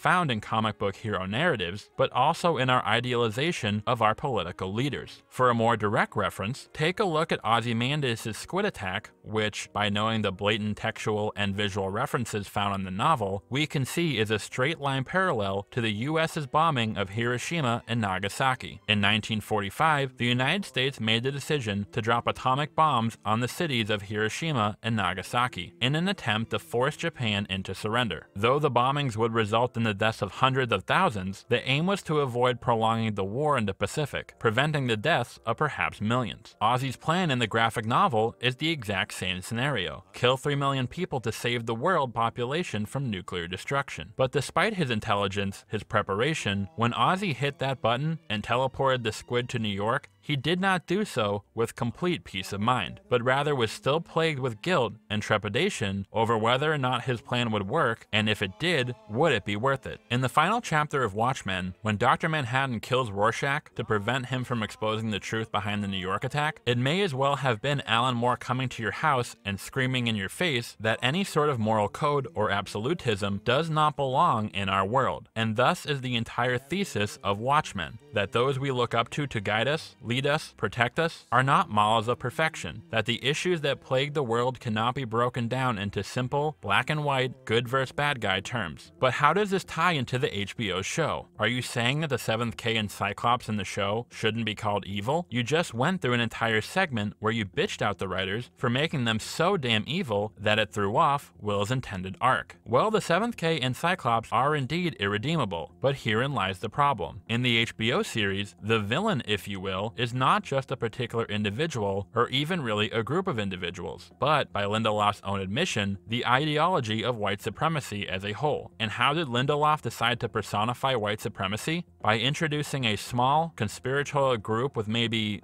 50 or so members, all hell-bent on bringing about a white ethno-state. One of the biggest hurdles that a lot of people have when learning about racism, institutional or otherwise, is that it isn't just about and limited to individual acts of hate. Yes, the Tulsa Massacre was a horrible act of racial violence, but it isn't complicated. There is no morally gray area. We know who the bad guys were, and even though we still fear those bad guys, being able to see them and call them what they are is, in a way, reassuring. During World War II, we had a very, very, very clearly evil individual that we sought to defeat, and thus it was very easy to characterize ourselves as the good guy. But then came the Vietnam War, when our moral justification for entering the conflict was a lot less cut and dry, and thus we as a nation went through an identity crisis where we began to question as to whether or not we were the bad guy in this situation. You know, if we lost here in Vietnam, I think it might have driven us crazy. You know, as a country. It's a lot easier and in a way comforting when there is a clear big baddie that people can rally around and collectively agree is the bad guy, which was the entire point of the ending of the graphic novel. Ozzy realized that the only way to unite the world was to give them a common enemy, something so horrifying and threatening that they had no choice but to band together to defeat it. Ozzy didn't bring about peace in the novel's finale, he simply redirected the world's aggression towards an otherworldly threat. In HBO's Watchmen, the 7th Cavalry and Cyclops are just straight up evil. So much so, and in such black and white terms, that we can all come together and agree they are the bad guys. We can easily separate who is good and who is evil. But you know what I would argue is a far more insidious, pervasive, and dangerous form of white supremacy? America's public enemy number one in the United States is drug abuse. But punitive tax policies and excessive and unnecessary regulations, plus government borrowing, have stifled our ability to update plant and equipment. We want to reduce our demand for drugs, but we are determined to reduce the supply. They are not just gangs of kids anymore. They are often the kinds of kids that are called super predators. No conscience, no empathy. We can talk about why they ended up that way, but first we have to bring them to heel. Some don't have the courage to stand up to special interests on the left and support common-sense policing tactics like stop and frisk. Am I trying to imply that Reagan, Bloomberg, Nixon, the Clintons were secretly agents of white supremacy who purposefully put forth certain programs and policies that disproportionately affected minority groups? Of course not, and this is the whole point. Our nation's history with racism and oppression is so vast and deep-rooted that even to this day, we see it rearing its head in almost every facet of our society to varying degrees. These policies put forth by these so-called Watchmen were not intrinsically designed to be racist and oppressive, but this is what is so insidious about institutional racism. It isn't always evident. It isn't always visible. It is far more often rooted so deep within institutions, our society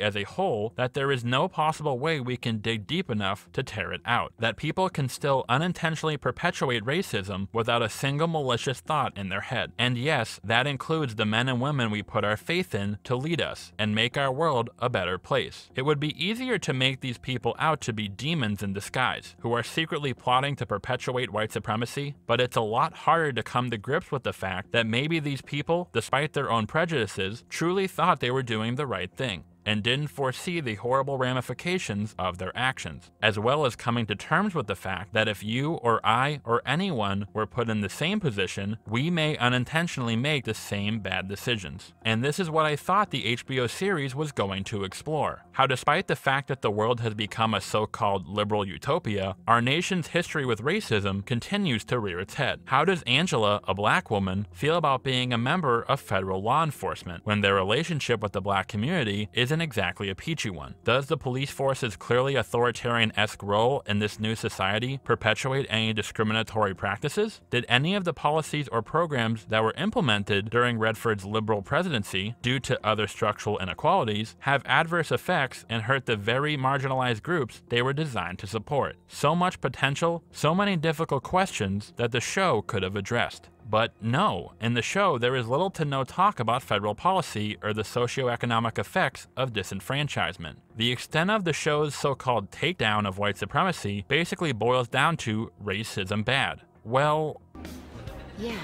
This isn't exactly a controversial hot take, and it is something that the vast majority of your audience probably already agrees with. You haven't taken down anything. You haven't asked difficult questions or shown a more insidious side of prejudice. You simply reinforced what your audience already agrees with. Lindelof in his writer's room used Cyclops and the Seventh K as a representative of racism and white supremacy in the USA. And how are they portrayed? Insanely psychotic and evil, irredeemable, and even at times comically goofy. You may say that people who hold the belief that other races should be expunged from this earth deserve to be portrayed this way. But again, when dealing with racism, you are not just dealing with the individuals who hold these beliefs, but an ideology that has existed for generations and has been the cause of some of the most horrific events in history. You can zap away as many people as you can find who are poisoned by that ideology, but as long as the ideology persists, these horrific events will occur again and again and again. Moore was not necessarily critiquing any specific individual with Watchmen. Hell, there aren't even any clean-cut villains in the novel itself. Moore was more interested in taking down the ideology of moral absolutism and all of its incarnations. He sought to interrogate how this "we are the good guys, they are the bad guys" concept, while it can be used by those of pure evil to carry out events of pure evil, can just as easily lead people who are truly righteous, who truly want what is best for the world, astray, and result in them doing things that could result in them being themselves branded as evil. How in some cases who the good guy and bad guy are is simply a matter of perspective. How a population can buy into their leaders doing immoral things in the interest of their own safety and security. How the people, due to their own fears and follies, can look to certain figures as guides, as beacons who will lead them through trepidation, all the while completely oblivious to the fact that these towering heroes are just as susceptible to fear and folly themselves. There is no easy answer. There is no black and white. It'd be nice if they were, if there was always some straight up boogeyman that could be blamed and serve as the outlet for everyone's anger and spite. But there rarely ever is. There are no heroes, there are no villains. In the final chapter of the novel, Ozymandias, consumed with doubt and guilt about his decision, asks Manhattan, the most powerful, all-knowing being in the universe, if he made the right choice. Simply looking for some confirmation, a hint of reassurance that he did the right thing in the end. And Manhattan responds, "Nothing ever ends."